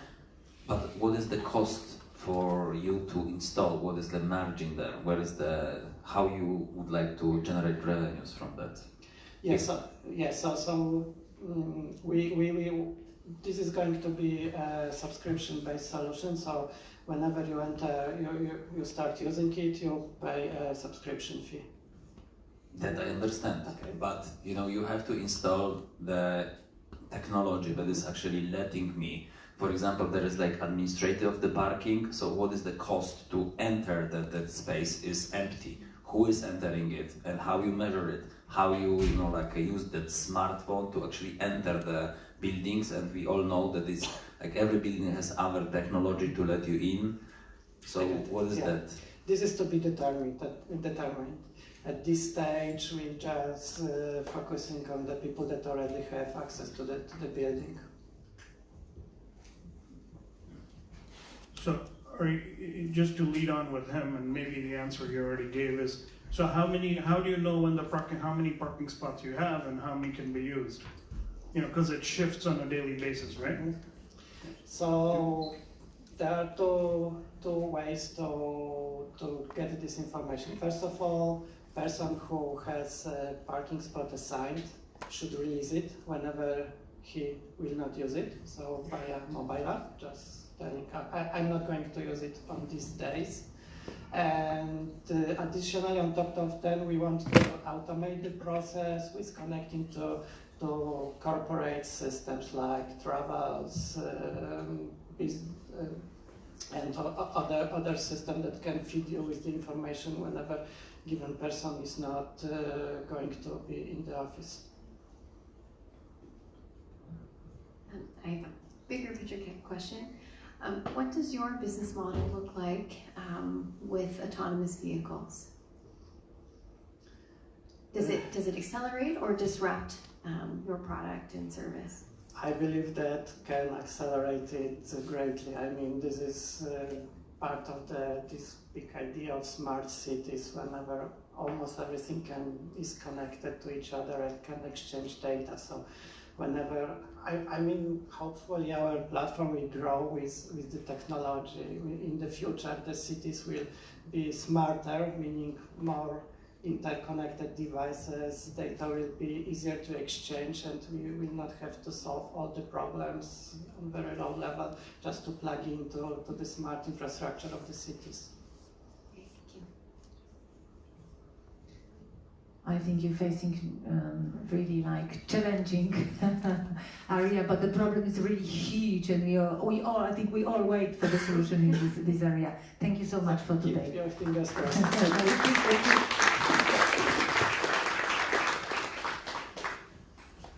Good. Back to your autonomous vehicle idea, Sarah. I always find it really frustrating. You have a disabled person, and they're driving around, and now in all the disabled parking bays, there's an electric parking bay.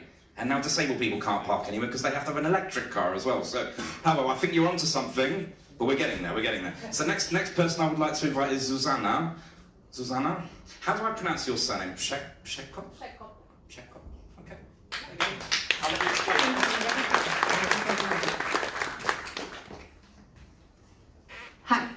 My name is Zuzanna Przekop, and with my startup team, I am working on innovative therapy for supporting treatment of malignant melanoma. When I was a little kid, my dream was to be a scientist, and after I finished my master's degree, my dream came true. Now, doing my PhD, I am working on dysphagia in head and neck cancer, and I am a passionate believer of clinical nutrition. Do you know that there is 1,000 people in Poland that cannot eat at all? The name of feeding of them is parenteral nutrition, and I decided that I want to present that problem to a Polish society and collect money for support the quality of life of those people, and this was the biggest project until I met the other two co-founders of GlucanMed. We aim higher, and we started to work on a supported treatment for people with skin cancer. And I believe that with our diverse background and experience, we have a chance of success. So, almost 300,000 people hear diagnosis of cancer every year. And the group of people in process of diagnosis is 100 much larger. The time of diagnosis is really long and complicated. First, you need to go to GP, then he sends you to a dermatologist who prescribes you a histopathological exam. And this time is wasted. So, to not waste this time, we are working on sticking plasters with beta-glucan. What is important about our solution, it's not invasive, painless, and easy to use. We proved that in vitro tests that beta-glucan kills malignant melanoma cells with high efficiency, and we raised over 1 million PLN to create a stable emulsion on sticking plasters, and now we are working on that. We know that the time without any treatment when you are waiting for a diagnosis is really stressful. I believe that we can reduce those stress by starting therapy earlier, and at last but not least, we can improve the treatment results. I want to show one more crucial thing about our solution, and its price. Cost of one dose of chemotherapy in case of malignant melanoma is 1,000 times higher than the cost of our plasters. After we finish work on our prototype, we have to also prove that beta-glucan will work in vivo. So this is the second and the first stage of our works. And because of immunological impact of beta-glucan on cancer cells, it is much more than possible that it will be also work in other types of cancer. So we all know that the cancer is a global problem, and it cannot be disputed that we need to find more efficient and better way of treatment of cancer. And I hope that with my solution, cancer diagnosis will not be terrifying anymore. Thank you.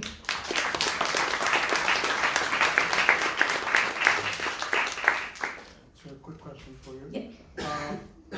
Typically, how long is the time between GP and start of treatment? Yeah, thank you for this question, because I forgot about to tell this. And it could be 3 weeks, but in Poland it also can be 10 months. So it is really quite long time. And what is important that when we diagnose cancer, it's really crucial to start treatment really early.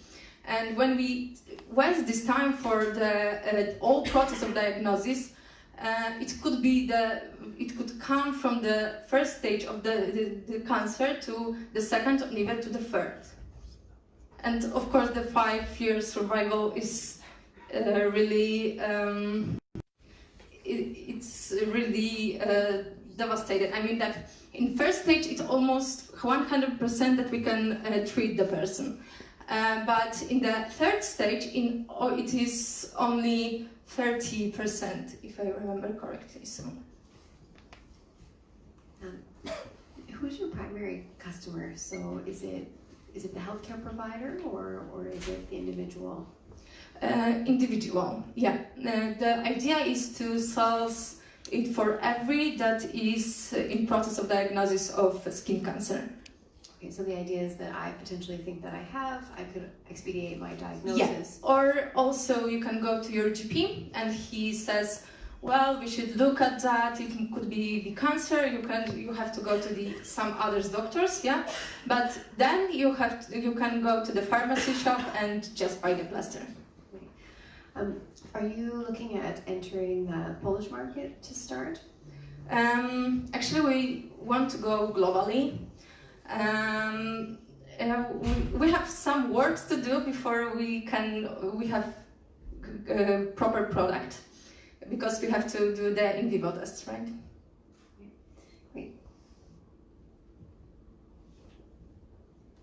Oh. Are there any competitive products globally?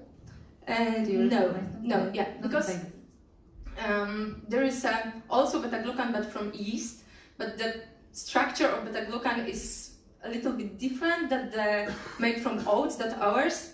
And we know that ours works on malignant melanoma. We actually don't know what about the yeast one. But there are some ointments with basically beta-glucan from yeast. So there is no product with beta-glucan from oats. And also, I believe that the plaster formula provide a long-lasting to be on the skin, not like the ointments, right? That could be just moved really easy. Can you talk a little bit about your team members and the expertise that they're bringing to the company?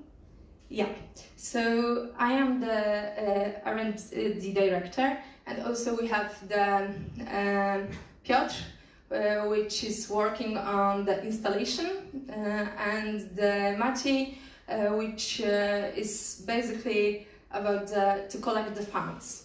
And also we have the contract with Medical University of Warsaw, and they are support us in, actually me, in creating research.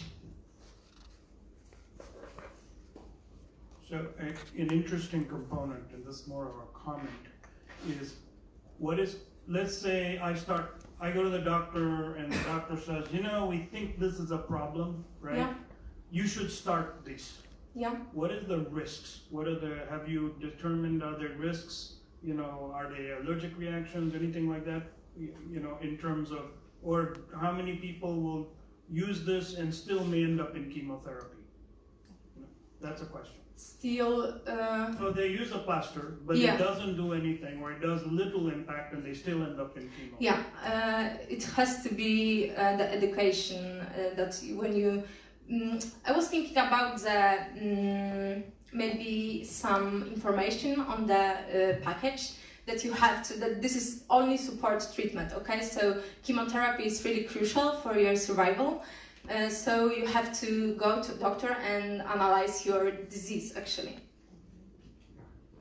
One comment, you should launch in Australia first, because it's the #1 country with skin cancer. Thank you so much. Thank you. Is it me, or are they getting younger? Do you have to be below 24 to be in a startup these days? Okay. But the biggest demand of startups that survive are those who are started by people around 40. That's true. These are statistics. Wasn't it the guy from McDonald's? He was like 44 exactly. So Maciej, are you there? Almost? Maciej is not even 44 yet. He's never going We've grown up together. Come on, he's almost there. Anyway, sorry everybody, I digress. We're 2 minutes ahead, which is really, really good. And we have another Piotr and another medical product now. So Piotr Kozłowski, I understand you have more medical discussions to have with us. Hello, I've got another medical product. My name is Piotr Kozłowski. I'm a medical doctor and co-founder of Rest Medical Company. I want to present you with our invention, Brewer One. Asthma and COPD are becoming a major health problem. According to WHO, asthma is the most common chronic disease among children, And COPD is predicted to become the third leading cause of death for 2030. There are two treatment options: medicaments and pulmonary rehabilitation. On the market, there are very few simple mechanical devices used for breathing exercises. They are not ideal though. First of all, they don't provide any feedback whether the patient does the exercise right or wrong. They don't have any motivating mechanism which is required for everyday training. And each of them allows the patient to do only one or two kinds of breathing exercises. Is it possible to build an ideal rehabilitation device? Breather One is composed of hardware and software. Hardware is an electronic device based on spirometer, normally used for diagnostics, not rehabilitation, equipped with an electromechanical unit which allows rehabilitation. Software are breath-controlled games and monitoring application. You can see example of the game. In the picture we can see a bee returning to the hive. When the patient exhales, the bee is flying up, avoiding obstacle. And conversely, during inhalation process, the bee is flying down. Different sizes and shapes of obstacles require different type of breathing. Breather One helps people with asthma and COPD to improve their treatment process and the quality of life. And in the case of children with asthma, it allows their full recovery. Breath-controlled games motivates patients. Monitoring application controls all rehabilitation process. And electromechanical unit allows the patient to do about 30-40 kinds of exercises on one device. Right now, we are testing our games. We are busy building our prototype version of our device. Then we will apply for CE and ISO certificates, as well as we will submit patent application. When it comes to finance, we've signed up a term sheet with venture capital fund, and we've applied for part funding.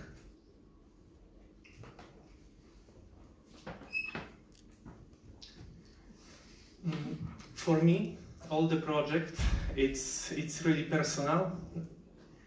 At the end of our previous presentations, there was a sentence: creating new technologies, it's not our job, it's our passion. That was true. But at the beginning, it was more like a nice catchphrase we'd like to use. But when I actually saw people using our system, when I saw children playing our games, it was no catchphrase for me anymore. It's real deal. In Rest Medical, we've created a team of specialists in medicine, technology, marketing, and we are all dedicated to the project. Thank you very much.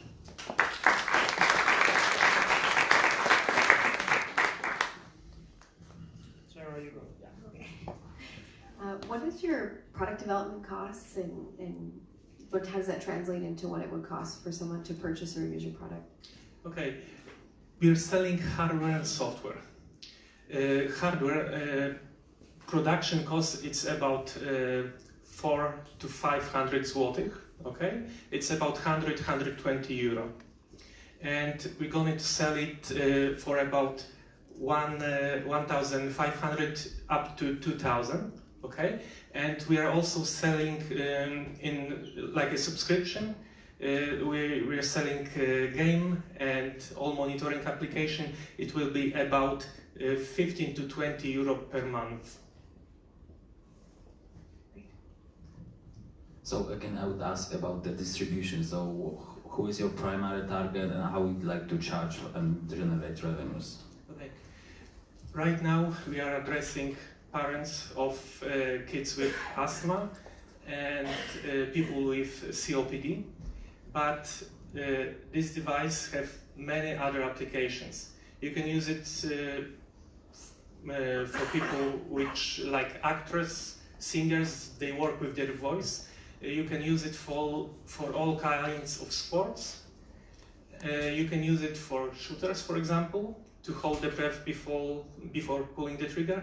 And we're going to start from B2C, but later on we're gonna scale the product. Right now we're participating in Nevada Lublin Accelerating Bridge, which helps small company to scale up their product to USA, Nevada. Thank you. So how much money did you get so far? Can I tell you later on? Sure. Okay. No problem. And again, the same. You're going to launch in Poland first. Yes, we're gonna start in Poland. What are your plans for the next years? Where next? Start from Poland and then? Start from Poland, and then we're gonna hit the biggest world market. We would like to go to USA. I think it will be our first target. Do you have to check the US market? What's the potential there, and what's the competition there? Okay, what's the competition? I know I shouldn't say that, but there is no direct competition for that. I know everybody can say that, but it's true. There are breathing rehabilitation devices, like those I showed before, like plastic pipe and some manometer. And on the other side, we got devices like electronic spirometers used for diagnostics. So it's completely different. We don't have right now direct competition, so it's a big market for us. Okay, hopefully. So as you go into the US, it was a good segue. I was curious about how will the structure and their healthcare system change or impact your current business model and your go-to-market strategy? Are we talking about going to US? Yes. Yeah. When okay. Going to US, it's a big advantage, big thing for us, because the main problem are costs. Like FDA, it will cost more than $1 million, probably something like that. So that's the big challenge for us for next few years. Is there any consumer play to this, where it becomes more of a consumer-led product? If you can demonstrate benefits here in this market and choosing that route, or do you want to be aligned?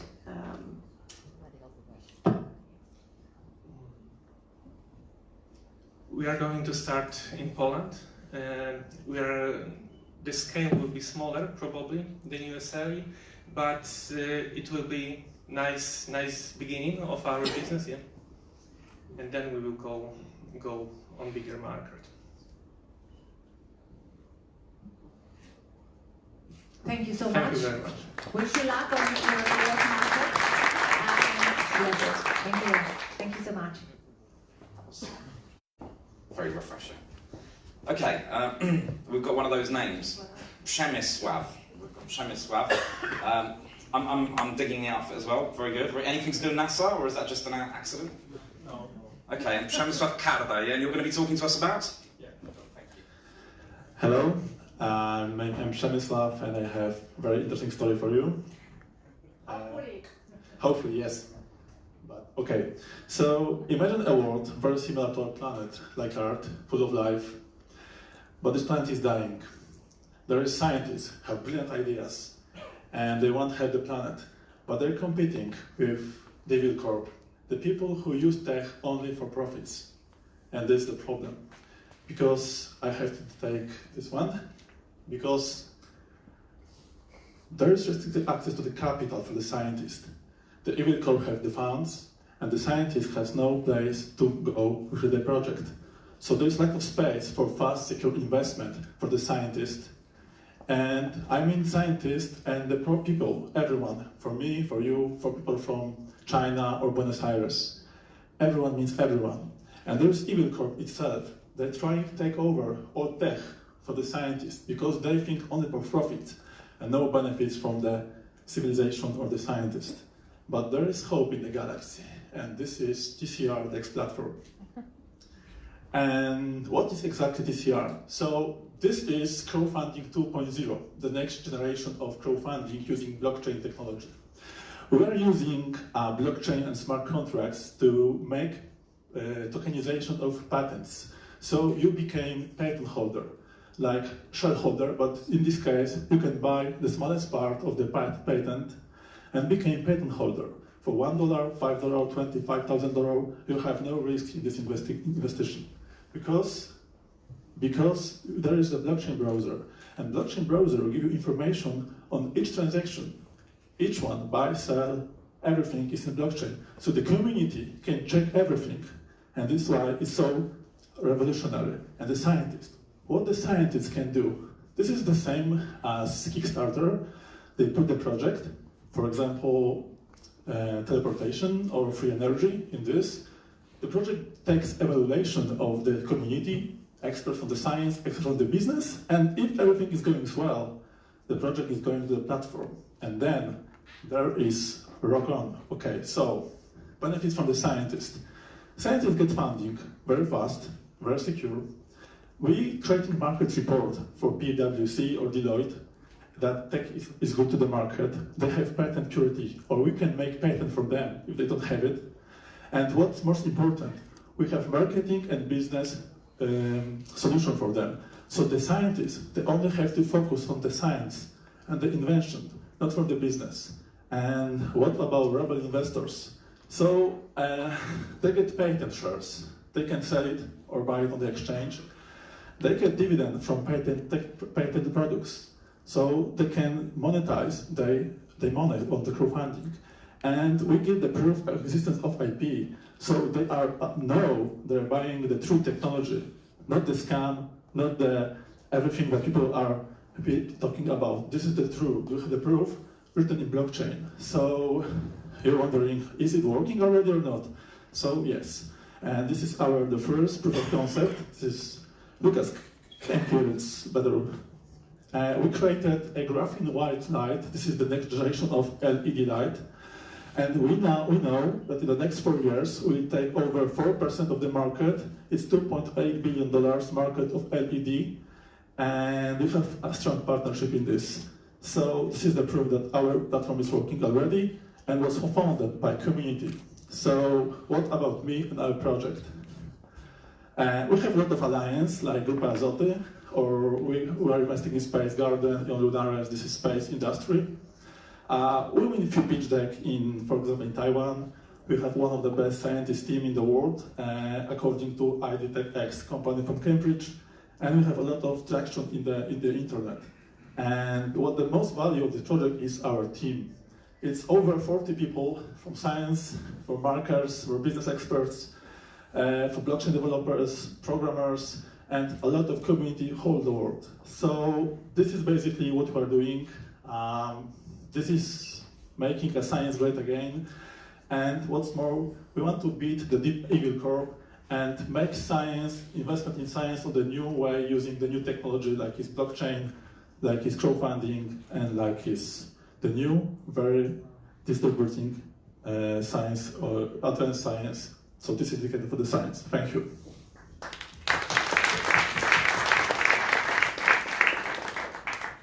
So you're a patent cooperative?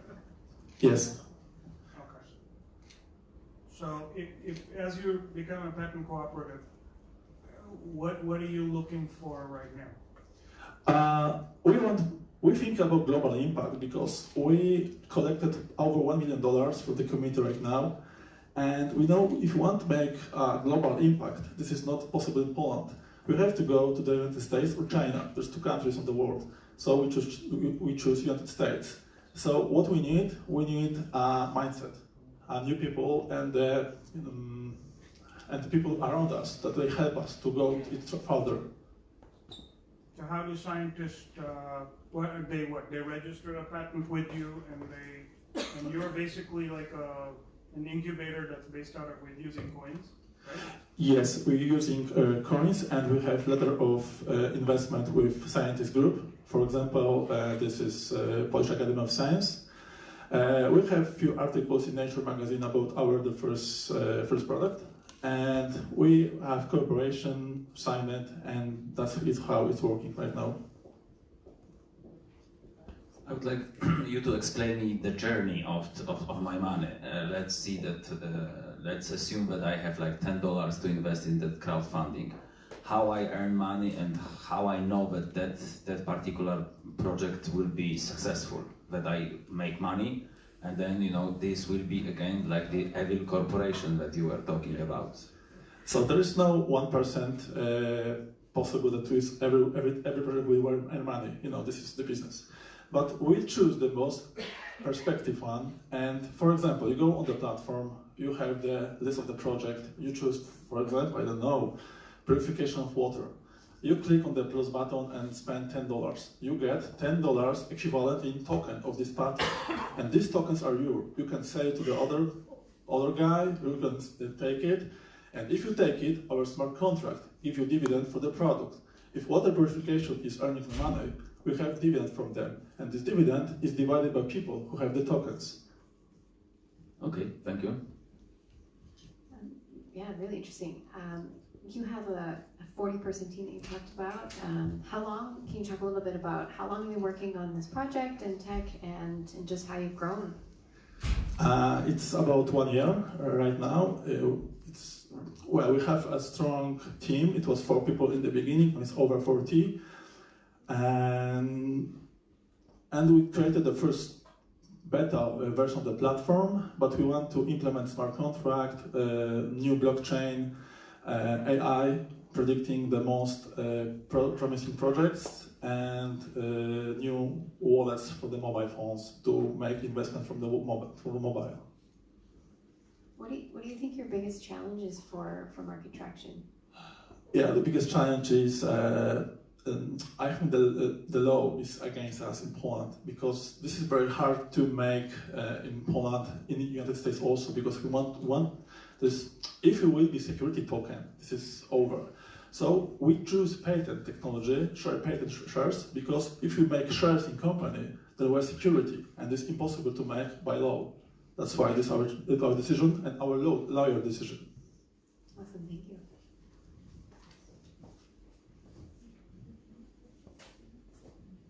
Thank you so much. Thank you.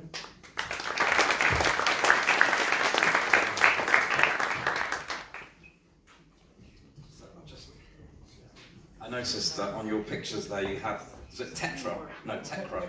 Tekra. So you're what? You're not expecting to win today? Or you're promoting NASA? I'm from NASA today, but... For today, okay. Today, yes. Because there's a lady in Greece as well who's been telling everyone she's from NASA, and about 2 weeks ago they found out she has nothing to do with NASA. But lots of people spoke to her in the press about it, so good trick. Okay, we have, I think we've got one more here, and then we've got a video coming up. So in a moment we've got a chap called Ivars. Is that the next one? So this will be the video one. Okay, so we might need some help with the technical.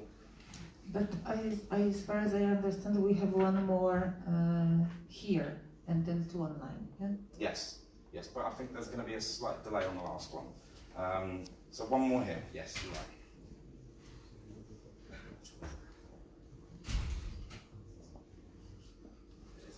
It is Ivars we're waiting for. You haven't said it is Ivars we're waiting for. Oh, okay. Okay, great. I don't know, shall I? Do you want a microphone? Hey. Hey, we hear you. Yeah, thank you. Yeah, excellent. You pronounced my name excellent. It's always easier for English-speaking people to forget about the first letter, so it's easier to pronounce it. I don't know if you see my slides. Yes. I hope you do. Good. Okay, so I'll start. Firstly, thank you for giving me this opportunity to present, even not being there due to my commitments another place. So yeah, I hope to visit the place another time. And I was actually in Warsaw like 3 weeks ago for quite a long time, and I really enjoyed that. But not about that now.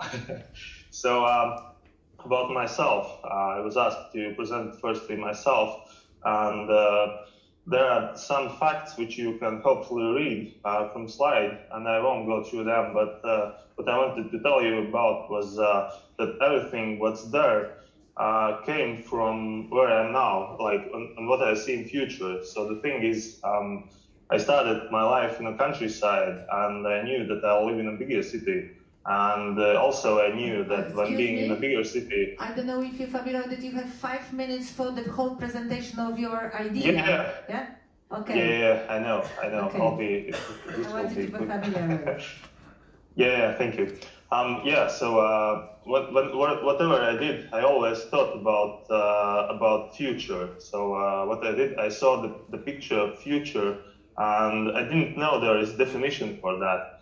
And whenever I started new venture, and I've had numerous ones in my previous years, I knew what will it look like in future, even not knowing how will I get there, and I didn't have the skills maybe to do this, and it always ended up quite well if having a good team, passion, and this image in future. Now I know that this, like for example, Robin Sharma from MIT has called it U theory. So when you know where you want to get, you just form the present for the future. So and here I'll jump to the next slide. Hopefully, yeah, which is the problem, where I see the solution in future. The problem is we have quite many problems, but the one I'm quite at the moment thinking about is the plastic waste and plastic waste production we are making.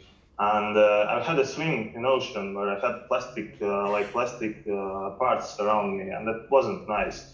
And next slide.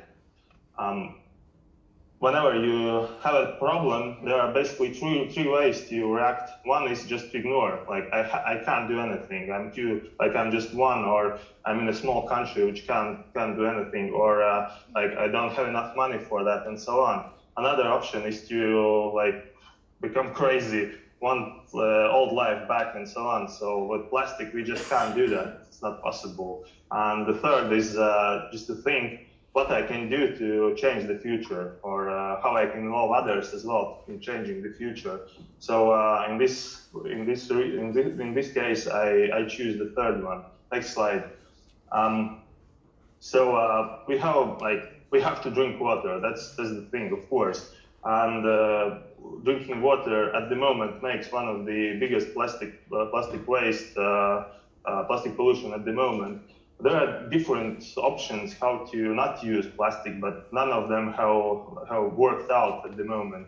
So we have to figure out something else. Next slide.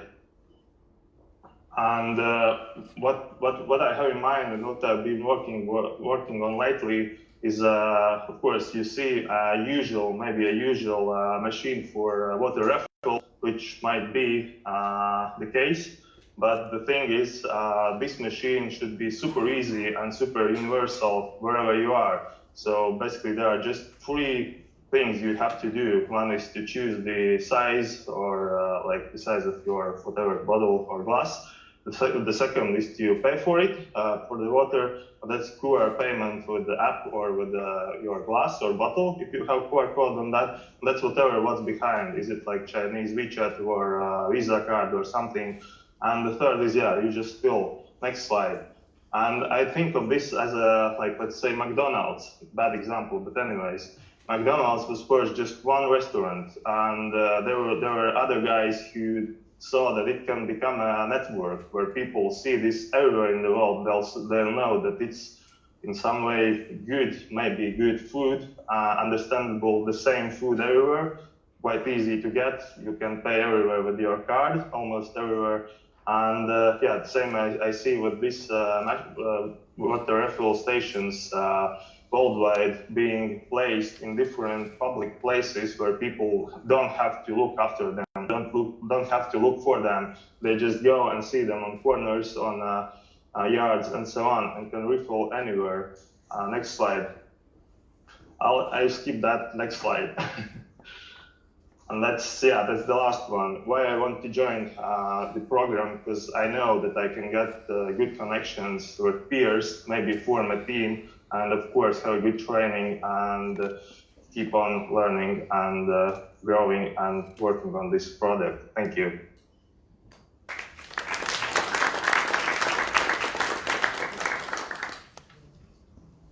Questions, please. Hi, how are you? So a quick question is, so what's your business model? It's selling water. There'll be two ways. One is there is a customer who pays for the water, and another way is there are governments or municipalities who are willing to get rid of plastic waste, and they sponsor this. So it's B2C or B2G. Okay, so you're going to put these containers or these dispensers all over the globe. Exactly. Okay. In most crowded, busy places like Manhattan, like Shanghai, and so on and so forth. So, what is your break-even typically? Have you calculated that? Yeah, I have done that, but I can't answer you at that moment. But I can like send you later if you are willing to. Okay. All right. Thank you. Thank you. So I would like to ask you about, again, primary target. Who is the target? And the second question is that, do I have to carry the bottle with me all the time? Yeah, thank you. First, about the target customers. There are people who are willing to make change, to make difference, but they are too busy to think about how I can get this refill somewhere, where do I have to go to get it, and so on. So that's basically for us, for you as well, for people who are busy, but they would like to change something, and they just get help in that, I'd say. About carrying around the bottle, yeah, in this case, you need something to fill the water in. Is it bottle or a glass or your cup from your office? That's on your own. But I'm too busy to carry it. Actually, it's very beginning, of course, of this product, and I have thought about putting there some paper glasses for one-time use, but yeah, that's still a question to answer you. But at the moment, it seems easier for the machine to work everywhere without those things. Thank you. I was just wondering if kind of about the competition on the market, and if you've seen any devices or solutions that are similar to you, because I keep visualizing what this might look like in a space, and I've seen at the gym or at airports very kind of devices that I've actually seen that shows you how many bottles of water you save. So is it similar to that or something completely different? It's something like that, but I mentioned McDonald's for a reason. Like, there are many places where you can get burger or fries, but McDonald's was the first who created network, like a worldwide network of the same burgers, of the same brand, which people trust and know, and which are in quite popular locations where you don't have again to look for them. It's just there. And that's the same with those machines. They will never change habits of people who are not into changing them, because they are only in some places. Not all of them are of good quality. And I've tried water from quite bad fountains who like taste as chemics or something, and that doesn't help. So there should be standards, the same brand and the same way of using it. Thank you.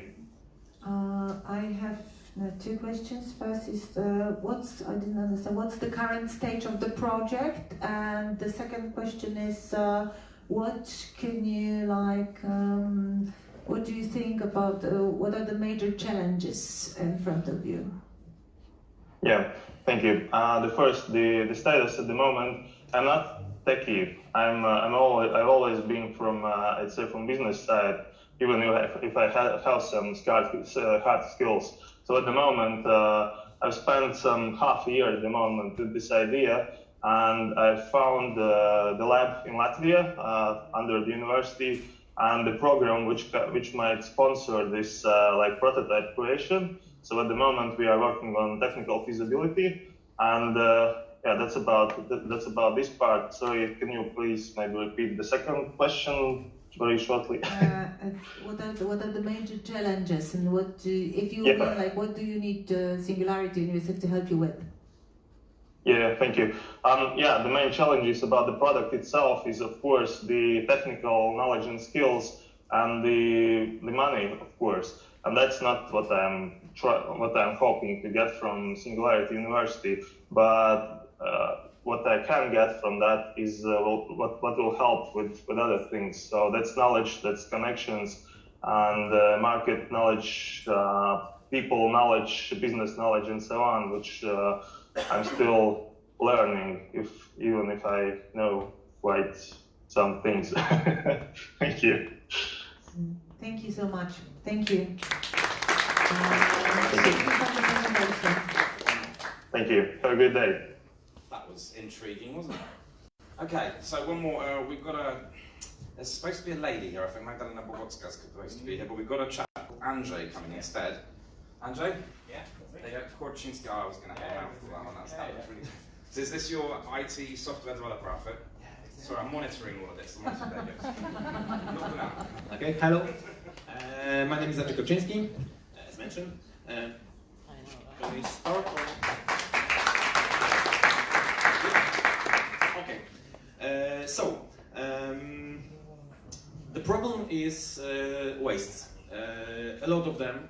The answer for now, the best answer is recycling, as we know. And our answer is innovative RVM, reverse vending machines, to which we are building right now in our company, in our startup. And our goal is to make the huge network of machines that will bring millions of people, first in Poland, to collect garbage in our machines. How we will do it? First of all, we are building our FVM is kids friendly and people on wheelchairs friendly. How we did it? We have developed the very innovative head for collecting the wastes, which allows us to make it lower. The intake of garbage is lower, so everyone can use it as shown on the slide. We also have developed, this is our solution, that wastes can be stored vertically. In our vision, the machine can have modules that are stuck up on each other, and that's why we can save each square feet of place, especially in small stores, small areas where you cannot give or buy or place the huge machine as shown from the other companies. And moreover, we have developed, we have put in the machine many sensors. One of them is the sound sensor, audio sensor, that can detect the fume. Also, we have AI to recognize the shape, the form, the company, and so on. And moreover, this AI can learn. So in the future, we can also have information about who produced this waste, the company, what's the material, what's the color, what's the weight, and so on and so on. And we can use this data in the future to recognize as many waste, as many garbage as possible. Not only bottles, right, for the beginning, but also many others with those data trained at this point. So, when building this machine, we have asked ourselves a question. What can bring the people to use our machines or to buy our machines? So we have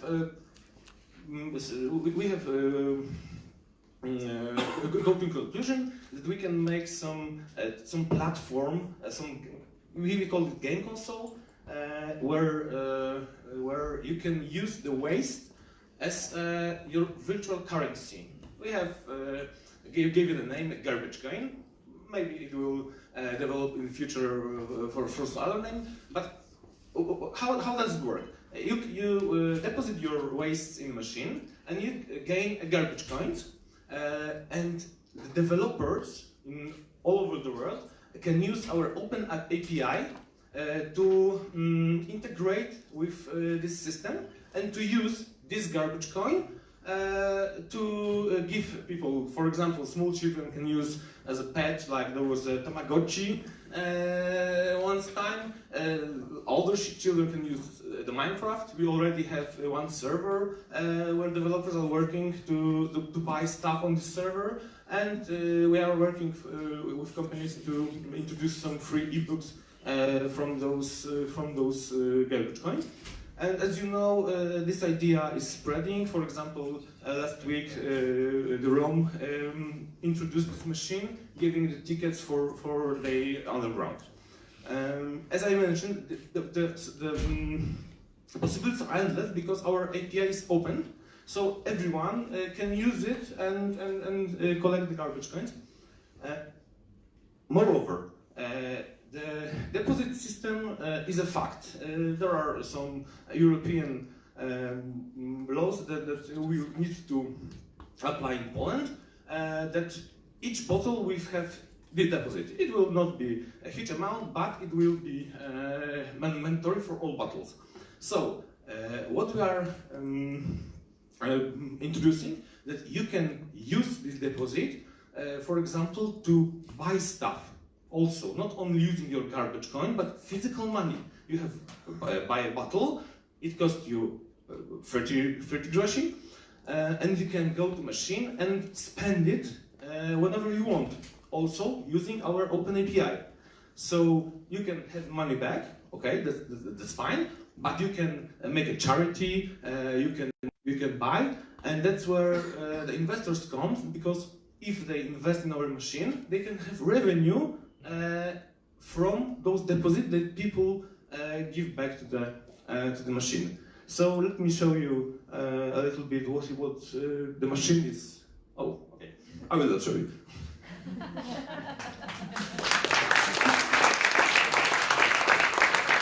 Okay. Show us what the machine does. You need to. Okay. So this is how it looks like now. It is our first prototype. You can have, as you can see, the hologram over there, which can be used for advertisement and for fun. Japanese market. Yeah, exactly. This is the market we are targeting for, first of all. As you can see, that there's a panel for a digital panel. There is our NVD head that can recognize wastes. Okay, I think that's as I mentioned, this is our prototype. Okay, thank you. So you're working with waste management companies, or are you going to do this as a commercial venture? For now, we are commercial venture. So our target is to sell those machines for companies which manage the wastes, or directly to the shops, like markets, small markets or bigger markets. Are you familiar with the test that Munich municipality did for such dispensers in Munich? For 100 dispensers, what was the result? No, we're not familiar with this case. Okay, so there was a very similar case, and the problem was capacity of these machines. They were full after, I think, 10, 15 in the morning, and that was fully sponsored by the city, so there was a money involved. You just download the app and you had your money there. But the problem there was the distribution of those machines. They are like very ugly and bulky. So how you would like to resolve that problem? So as I mentioned, the machine can look small, but we can scale it up and forth. So if we need the bigger machine, so the waste, the deposit is the same, but it can go up, and this is the first machine that can go up. So if you have not a lot of space, like in an underground place where you need to put it, and it's like small vending machine, you can go up like a few meters, and then you can there's a place where you can store your wastes. And moreover, we will crush the plastic and the aluminium right in the machine that wastes are smaller in the first place. A couple questions. One of which is, so you're currently planning to sell to potentially companies that collect waste or waste management systems, but don't currently have you talked to, or do you have any advisors that understand waste and waste distribution systems within cities or regions as part of your advisory group, or mentors, or as part of your team? Not really, because as I mentioned, we are targeting for the companies which already are managing the waste. So we are trying to sell the machine, and for example, the owner of the shop will bring those garbage alone, or we can sell to the city. And cities have, like in Gliwice, there is Remondis. This is a huge company which have a lot of cars. They can collect garbage daily, on a daily basis, on, I don't know, each hour or so on. Maybe to rephrase my program, what I think I was probably trying to ask you was, what kind of market validation do you have for the use of the machine? The market validation for using this machine is a deposit system that will be applied in Polish law in very short term in time. So it will be mandatory people to return the bottles to the shops. Awesome. Okay, thank you. Okay, thank you so much. Maybe I have additional questions. Why didn't you decide primarily to target cities? Because that's what I think it's would be the main idea, to target cities as customers. Yes, we are targeting the cities as customers, and we have already not the contract, but the intent to buy few of machines. As a program on in Rybnik, Katowice, Gliwice, and so on. Okay, thank you so much. Thank you. That looks a little bit like Back to the Future, though, when he lands at the end of the film when they put all the rubbish in the back of the car and they start flying, no? Or is it just me? It was a little bit like that, wasn't it? Just a little bit. Okay, we have a virtual reality session now with somebody who is going to be in virtual reality in a moment, hopefully. We are a little bit ahead of schedule, which is very good, but we have to wait for Maciej to appear, so I understand our technical team are getting him online at the moment. There he is. Oh, yes, we have. Maciej, this is the jury. Jury, this is Maciej. Good luck, mate. Can you hear us? Yes, I can hear you. Can you hear me? Yes, we do. Oh, that's good. Unfortunately, I don't see anything but my face. You have your first slide. Is it? Okay. So I'll just say next. Okay. I'll just say next if we need to go to the next slide, right? Because I don't see my slides. So I'll just say next. Is that fine? Fine. Okay, good. So hello, my name is Matt, and I represent ReMed VR. It's a telemedicine service for home vision therapy with the use of virtual reality. And I wonder if any of you ever saw a kid with an eye patch. Well, according to World Health Organization, there are 5% of kids all around the world who have problems with lazy eye or crossed eyes. And to illustrate it for you, next, and actually next, yes, there are 2.5 million kids in the EU, 1.7 million kids in the US, and over 10 million kids in India. So it's not much of a niche, really. And currently, doctors have only 3 available treatment solutions. Next. First one is the medieval eye patch that is absolutely hated by kids. And I actually don't believe that we still do this to our kids in the 21st century. Second is expensive and inefficient traditional stationary analog vision therapy that requires parents to commute to specialized clinics 2-3 times per week for a period of 6 to even 24 months. And third is REMET medically certified home vision therapy that consists of 3 elements. The first one is mobile VR goggles equipped with hand tracking system and parental control screen. Second is methodology that we coded into a set of game-like therapeutic exercises. And third is web-based control panel for doctors to monitor progress and optimize process completely remotely. Sorry to interrupt, but if you want any of the next slides, you have to say next, because we are still on the slide with a kid, eye patch. Okay, then. Okay, I see my slides now. Okay, then next, another one. Okay, fine. I don't know why, but it keeps on disappearing from my screen. Okay.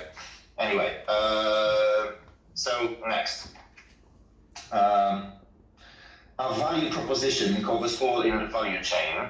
Therapists serve approximately 4 to 6 times more patients, and patients get at least 2 times faster results and do not have to commute. And clinics have literally 0 implementation costs. And you may wonder how we do it. Well, next, we only charge a fixed fee per patient per month. And therefore, neither clinics nor patients have to buy any expensive equipment because we provide both software and hardware as a service. And our pricing model varies country to country and is directly correlated with the price of 1 hour of traditional stationary analog vision therapy on those very markets. Next. In Q2 2019, we started pilot trials, first paid pilot trials that led to 30 signed contracts. In Q3, we received 3.7 million euros for further implementation of innovation pipeline from public grants from European Commission and also National Center of Research and Development in Poland. In Q4, we are launching REMET India, the first office of REMET outside of Poland, and in Q1 2020, we expect positive cash flow from our operations in Poland. Next. Our revenue grows with the number of doctors times number of patients that we serve, and we start with 30 doctors and 150 patients in 2019 to reach 1,000 doctors and 100,000 patients in 2023. Our target for 5th year is 65 million euros of revenue, at over 30% of EBITDA and 35% reinvestment in commission for distribution and marketing. But actually, vision therapy is just the tip of the iceberg. Next.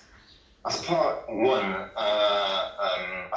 stage 1, our team already is developing methodology for rehabilitation of post-stroke and brain damage patients, which will be commercial in Q3 next year. In stage 2, we will use 3.7 million euros secured from public grants to design special measurement modules, machine learning and AI algorithms to automatically adjust therapeutic procedure based on the data gathered in a standardized way.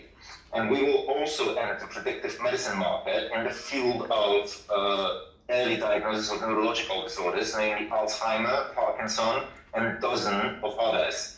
In stage 3, we will develop a special projection module that will enable us to build all-in-one diagnostic device for comprehensive eye diagnosis, including refractive errors, to fit corrective lenses and glasses. So in a nutshell, we'll be able to substitute all currently used heavy, expensive machinery from every ophthalmology office and optics store in the world with one mobile device that will be placed in, for example, diagnostic kiosks in shopping malls.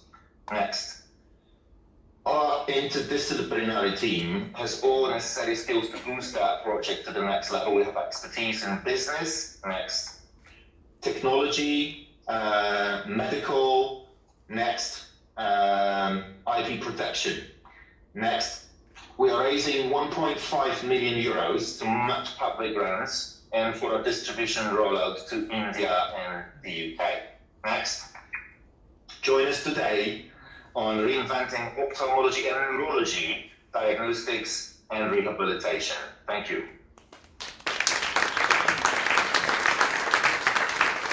Thank you.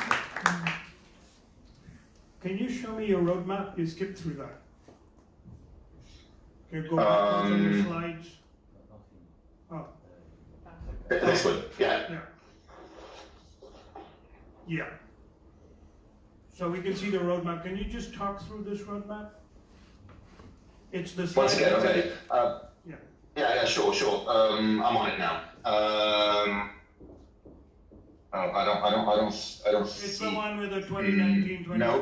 21, all the way through 2024. Can you just talk through this?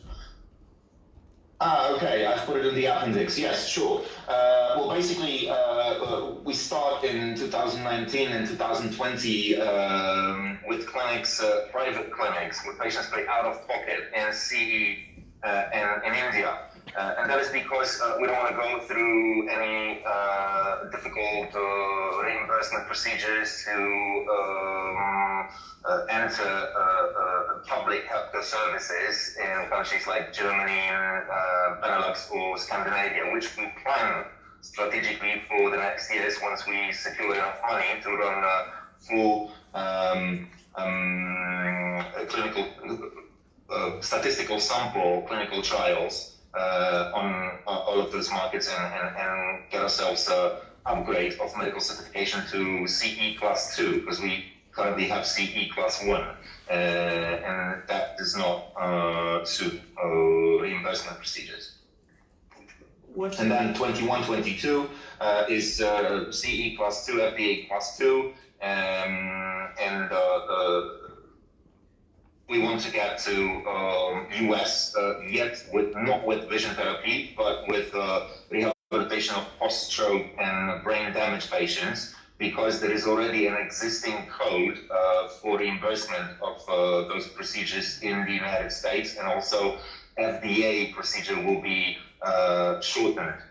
So it will be much easier for us to launch rehabilitation of post-stroke and brain damage rather than vision therapy, because vision therapy is not reimbursed in the United States. Therefore, we would have to go through the whole procedure for the first time on our own, and we don't want to invest in that. In 23-24, we show that we will be ready with all necessary documentation and reimbursement procedures, especially in Germany, Benelux, and Scandinavia. So we do want to get into the public healthcare sector as a strategic goal. Yes. So as we can see, you are quite mature company already having traction. So what you are looking in Singularity University acceleration?